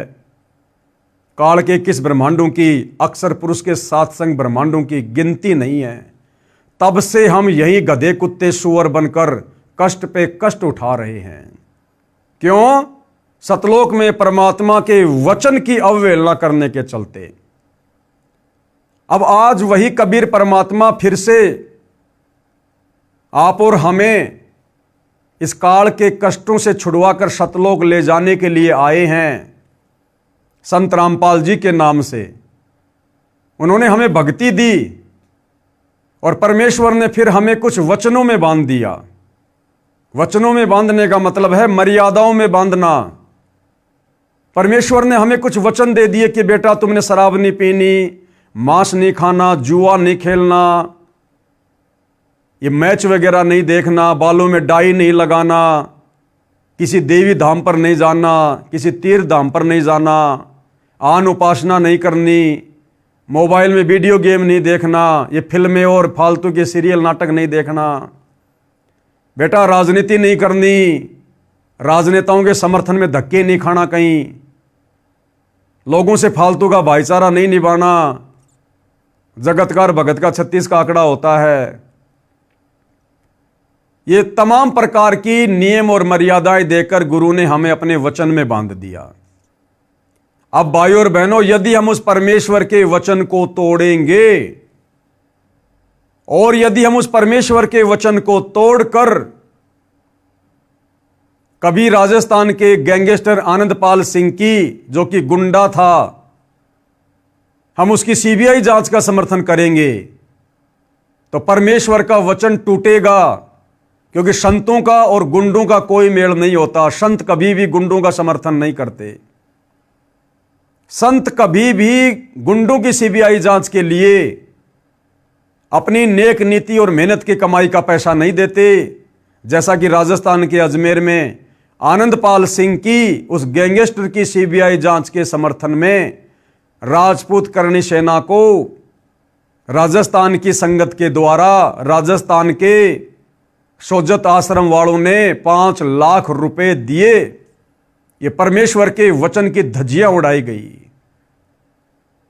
उसके बाद हरियाणा के जाट आरक्षण में सतलोक आश्रम धनाना वालों के द्वारा लाखों की संख्या में संत रामपाल जी के भक्तों को धरनों पर बैठा दिया गया और ज्योति पाठ और दान धर्म का रुपया, जो केवल अपने गुरुदेव के हाथों में दिया जाता है, सुपात्र को, जाट आरक्षण में उन कुपात्रों के हाथों में करोड़ों में दिया गया। करोड़ों में, कभी 11 लाख, कभी 25 लाख, कभी 5 लाख। और परमेश्वर के वचन की धज्जियां उड़ाई गई। हरियाणा के सोनीपत के गोहाना में जाट धर्मशाला का 5वां फ्लोर सतलोक आश्रम धनाना वालों ने बनवाकर, गुरुदेव के कलयुगी परिवार ने बनवाकर लगभग 1 करोड़ रुपया उस धर्मशाला में लगाया भक्तों के ज्योति पाठ और दान का। परमेश्वर के वचन की धज्जियां उड़ाई गई। अयोध्या के राम मंदिर में, वो राम मंदिर आन उपासना का केंद्र, वहां आने वाले लोग आन उपासी, और वहां जाकर सतलोक आश्रम वालों ने 1 महीने का भंडारा लगाया, आन उपासना को बढ़ावा दिया, परमेश्वर के वचन की धज्जियां उड़ाई गई। गांव धनाना में बैडमिंटन का स्टेडियम बनाया गया, जबकि गुरु का आदेश है मोबाइल में भी वीडियो गेम नहीं खेलना और देखना। और सतलोक आश्रम धनाना वालों ने, गुरुदेव के कलयुगी परिवार ने करोड़ों रुपए की लागत से धनाना गांव में बैडमिंटन का स्टेडियम बना के दे दिया गांव वालों को। परमेश्वर के वचन की धज्जियां उड़ाई गई। परमात्मा कहते हैं 100 वर्ष सतगुरु की पूजा, एक दिन आन उपासी, वो अपराधी आत्मा फिर पड़े काल की फांसी। सतलोक आश्रम धनाना वालों ने, गुरुदेव के परिवार ने 500 हरियाणा रोडवेज की बसों में भक्तों को बैठाकर आन उपासना के तहत रोहतक के पैरावर में परशुराम की जयंती के दिन कम से कम 50,000 संगत को वहां मुख्यमंत्री की रैली में बैठा दिया। परमेश्वर के वचन की धज्जियां उड़ाई गई। हाल ही कुछ दिन पहले हिसार की जाट धर्मशाला में एक समाज सेवी छोटू राम की जयंती मनाई गई, और परमात्मा ने हमें मना किया है किसी मरे हुए व्यक्ति की जयंती पर, उसकी पुण्यतिथि पर, उसकी बरसी पर, उसकी यादगार पर हम लोगों ने नहीं जाना है। हमने मुर्दों की पूजा नहीं करनी। लेकिन सतलोक आश्रम वालों ने, गुरुदेव के परिवार वालों ने झूठे मान सम्मान के चक्कर में हिसार की जाट धर्मशाला में और छोटू राम की जयंती पर जाकर खुद भी मर्यादा तोड़ी, संगत से भी मर्यादा तोड़वाई। तो भाइयों और बहनों, जिस एक वचन की अवहेलना करने के चलते परमात्मा ने धक्के मारकर हमारे को सतलोक से निकाला, और हम युगों युगों से गधे कुत्ते सुअर बनकर कष्ट उठा रहे हैं, उसके बाद भी उस दयालु परमात्मा ने एक मौका दिया कि हो सकता है वो संभल गए होंगे, अपनी गलतियों को अब वो मान लेंगे, सुधार लेंगे, आगे से गलती नहीं करेंगे। फिर से परमेश्वर धरती पर रामपाल जी के रूप में प्रकट होकर आए हैं, और अब हम उनके वचनों की धज्जियां उड़ा रहे हैं। उन्होंने हमें हर प्रकार से अवगत करवा दिया कि तुमने क्या गलती करी थी, जिस कारण से तुम यहां पटके गए, और फिर से हम वही गलतियां कर रहे हैं, जानबूझ के गलतियां कर रहे हैं। तो भाइयों और बहनों, अभी सतलोक जाने की तमन्ना नहीं है, अभी सतलोक जाने की इच्छा नहीं है। जो लोग इस प्रकार के वचन तोड़ रहे हैं, और जो संगत वचन तोड़ने वालों का दान धर्म देकर या वहां जाकर शारीरिक रूप से सहयोग कर रही है। तो भाइयों और बहनों, परमेश्वर के वचन की अवहेलना करना कितना खतरनाक होता है, ये आने वाले समय में इन सतलोक आश्रमों से जुड़े भाई बहनों को पता चलेगा। तो नीमा ने परमेश्वर के वचन की अवहेलना कर दी और अपनी सखी को सारा भेद बता दिया कि हमें तो 1 साल से प्रतिदिन 10 ग्राम सोना मिल रहा है। अगले ही दिन सोना मिलना बंद हो गया। नीरू तथा नीमा दोनों मिलकर कपड़ा बुनकर अपने परिवार का पालन पोषण करने लगे। बड़ा होकर बालक कबीर भी पिता के काम में हाथ बटाने लगा। थोड़े समय में अधिक बुनाई करने लगा। अब आगे परमात्मा हमें बता रहे कि ऋषि रामानंद सेऊ, सम्मन तथा नेकी व कमाली के पूर्व जन्मों का ज्ञान, जो कथाएं गुरुदेव भगवान हमें सुनाते हैं, ऋषि रामानंद जी की, सेऊ की, सम्मन की और नेकी तथा कमाली की, तो इनके पूर्व जन्मों का क्या इतिहास है, पहले इनके और मनुष्य जन्म कौन कौन से थे, उनकी जानकारी परमात्मा हमें दे रहे हैं। इससे हमें यह भी पता चलेगा कि परमात्मा अपनी अच्छी आत्माओं के पीछे युगों युगों से लगे हुए हैं। उन्हें भक्ति देकर रिचार्ज करके कलयुग की पिछली पीढ़ी तक मनुष्य जन्म दे देकर लेकर आते हैं। तो इन महापुरुषों के पूर्व जन्म क्या थे और किस प्रकार से परमेश्वर ने इनको अपनी शरण में लिया। ऋषि रामानंद जी का जीव, कौन रामानंद जी? पंडित रामानंद जी, जिन्होंने 650 साल पहले कबीर परमात्मा जी के मुंह बोले गुरु बनने की भूमिका की थी। ये जो पंडित रामानंद जी था, ये सतयुग में विद्याधर नाम का ब्राह्मण था, और इसी के घर में परमात्मा जी आए थे शिशु रूप में। और जो सतयुग में पंडित रामानंद जी वाली आत्मा विद्याधर नाम का ब्राह्मण था, और उसकी जो पत्नी थी वो कौन थी? कमाली वाली आत्मा, जो शेख तकी की लड़की थी जिसको परमात्मा ने कब्र से निकालकर जीवित किया था, कमाली नाम रखा था, अपने पास अपनी बेटी की तरह रखा था। वही कमाली वाली आत्मा सतयुग में पंडित रामानंद जी वाली आत्मा, जो कि विद्याधर नाम का ब्राह्मण था, उसकी पत्नी थी। और फिर वही पंडित रामानंद और कमाली वाली आत्मा त्रेता युग में भी पंडित वेदविग और सूर्या नाम से दोनों पति पत्नी थे। पंडित रामानंद जी का जीव सतयुग में विद्याधर ब्राह्मण था, जिसे परमेश्वर सत सुकृत नाम से मिले थे। त्रेता युग में वह वेदविग नामक ऋषि था, जिसको परमेश्वर मुनिंद्र नाम से शिशु रूप में प्राप्त हुए थे। तथा कमाली वाली आत्मा सतयुग में विद्याधर की पत्नी दीपिका थी और त्रेता युग में सूर्या नाम की वेदविग ऋषि की पत्नी थी। उस समय इन्होंने परमेश्वर को पुत्रवत पाला तथा प्यार किया था। इन्होंने कबीर परमेश्वर जी को पुत्रवत पाला और प्यार किया था। उसी के पुण्य के कारण ये आत्माएं परमात्मा को चाहने वाली थी और अपनी चाहने वाली आत्माओं के लिए परमात्मा यहां भटकता रहता है। कलयुग में भी इनका परमेश्वर के प्रति अटूट विश्वास था। ऋषि रामानंद व कमाली वाली आत्माएं ही सतयुग में ब्राह्मण विद्याधर तथा ब्राह्मणी दीपिका वाली आत्माएं थी, जिन्हें ससुराल से आते समय कबीर परमेश्वर एक तालाब में कमल के फूल पर शिशु रूप में मिले थे। यही आत्माएं त्रेता युग में वेदविग तथा सूर्या ऋषि दंपत्ति थे, जिन्हें परमेश्वर शिशु रूप में प्राप्त हुए थे। अब सम्मन तथा नेकी वाली आत्माएं, अब सम्मन और नेकी वाली आत्माएं कौन थी? पहले उनके क्या क्या जन्म थे? सम्मन तथा नेकी वाली आत्माएं द्वापर युग में कालू वाल्मीकि तथा उसकी पत्नी गोदावरी थी। कालू वाल्मीकि तथा उसकी पत्नी गोदावरी थी, जिन्होंने द्वापर युग में परमेश्वर कबीर जी का शिशु रूप में पालन किया था। उसी पुण्य के फलस्वरूप परमेश्वर ने उन्हें अपनी शरण में लिया। अब द्वापर युग में कबीर परमात्मा ने जो शिशु रूप में प्रकट होने की लीला की थी, और उस समय कालू वाल्मीकि तथा उसकी पत्नी गोदावरी ने जो परमात्मा जी का पालन पोषण किया था, वो आत्माएं कौन थी? वो कालू वाल्मीकि आगे चलकर कौन बना? सम्मन। और उसकी पत्नी गोदावरी आगे चलकर क्या बनी? नेकी। सम्मन और नेकी वाली आत्मा द्वापर युग में कालू वाल्मीकि तथा गोदावरी के रूप में थे, जिन्होंने परमात्मा के पालन पोषण की जो है लीला के तहत उन्होंने सेवा प्राप्त की थी।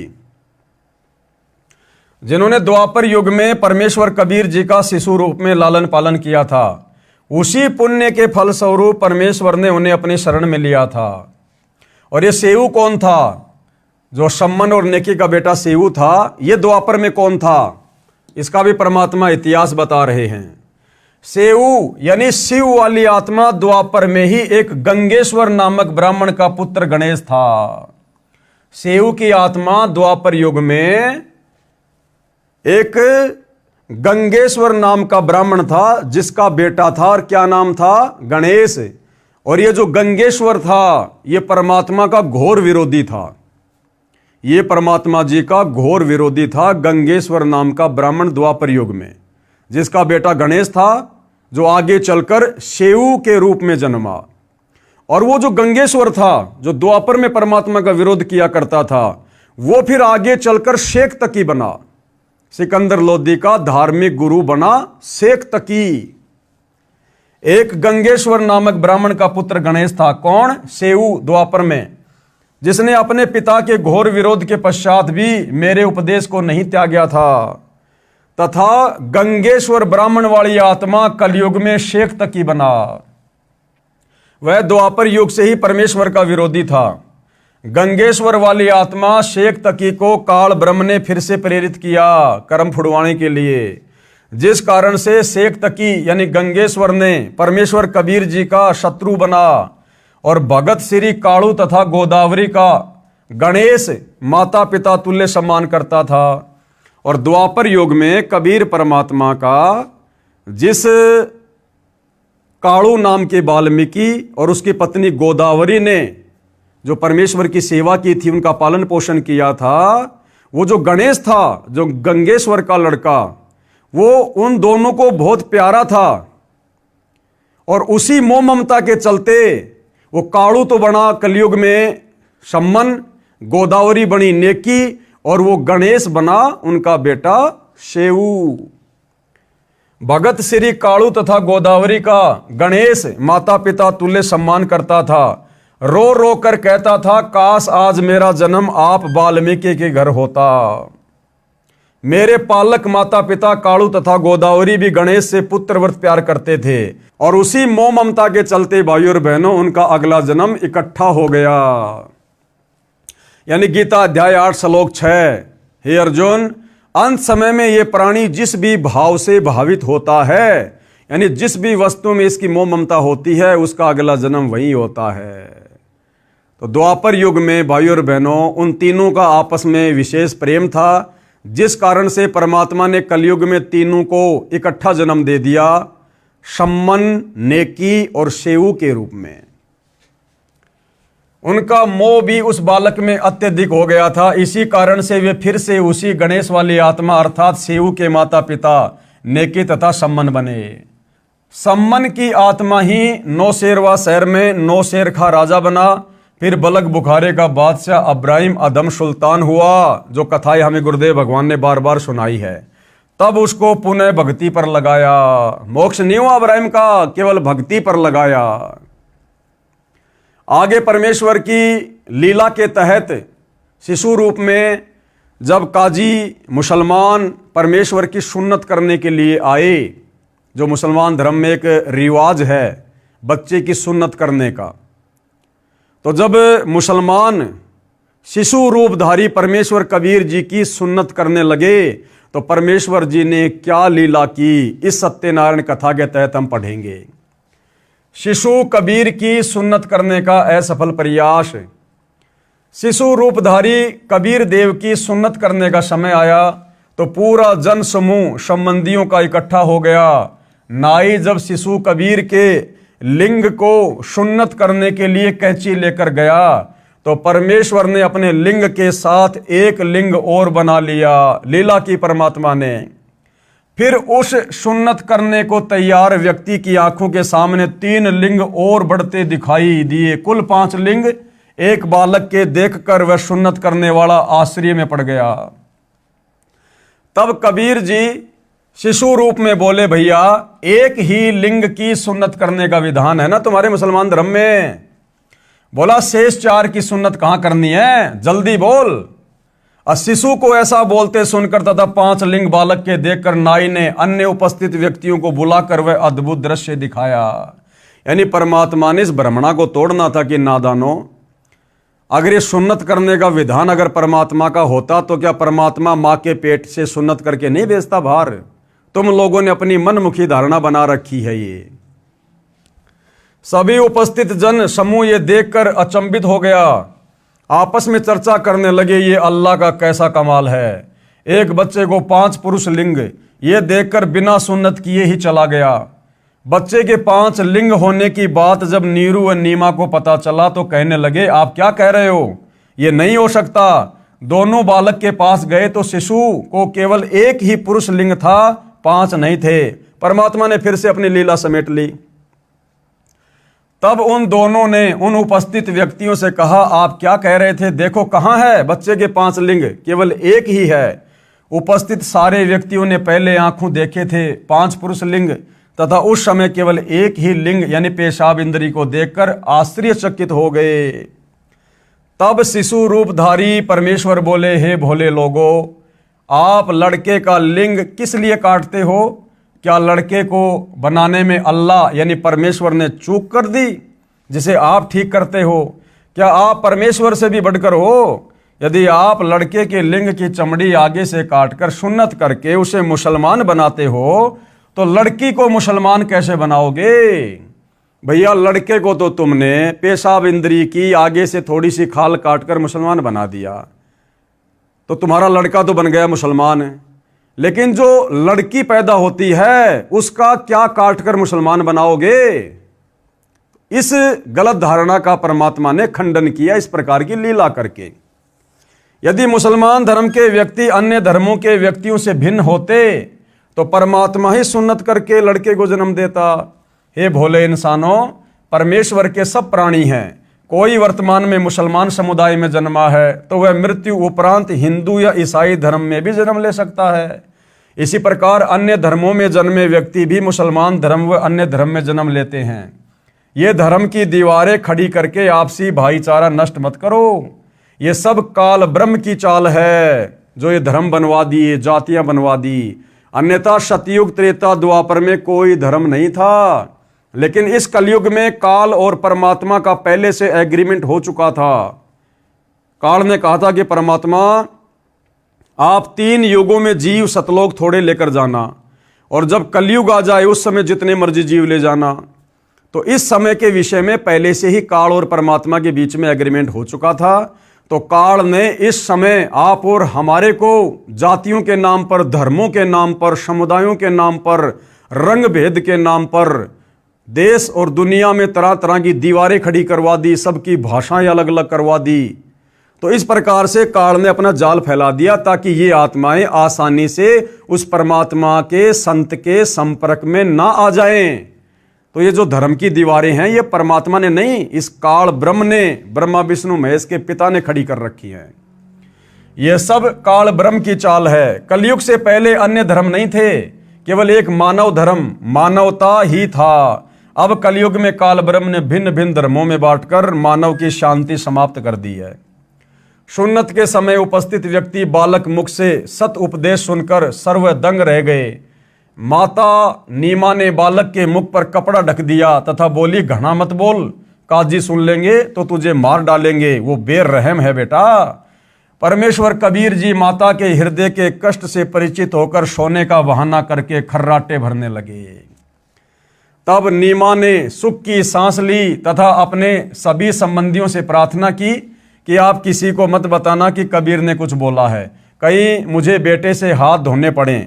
6 महीने की आयु में परमेश्वर पैरों चलने लगे और मात्र 6 महीने की उम्र में कबीर परमेश्वर जी अपने पैरों पर चलने लगे, पैरों पर। जबकि आम व्यावहारिक जीवन में जब बच्चा 1.5 से 2 साल का हो जाता है तब कहीं जाकर अपने पैरों पर चलता है। तो भाइयों और बहनों, ये सत्यनारायण कथा है। कबीर परमेश्वर जी के लीला में जीवन के विषय में हम पढ़ रहे हैं। और इस प्रकार की जो सत्यनारायण कथा है जिससे हम युगों युगों से दूर थे, क्योंकि किसी को सत्यनारायण का पता ही नहीं था। हम तो नकली देवी देवताओं को सत्यनारायण मानकर उनकी कथाएं सुना करते थे, जिससे किसी प्रकार का कोई लाभ हमें नहीं होना था। तो ये कबीर परमेश्वर की सत्य कथा है, सत्यनारायण भगवान की कथा है। इस कथा को सुनने मात्र से भी हम पुण्य के भागी बनते हैं, हमारे पाप कर्मों का नाश होता है। तो भाइयों और बहनों, आज परमेश्वर जी की इस कथा में केवल इतना ही। अगले वीडियो में फिर से गुरुदेव भगवान के आशीर्वाद से उनकी सत्यनारायण कथा का आनंद लेने के लिए, पुण्य प्राप्ति के लिए फिर से सेवा में हाजिर होंगे। तब तक गुरुदेव भगवान हम सबको आज्ञा दे, आशीर्वाद दे, इजाज़त दे। बंदी छोड़ सतगुरु रामपाल जी भगवान की जय हो।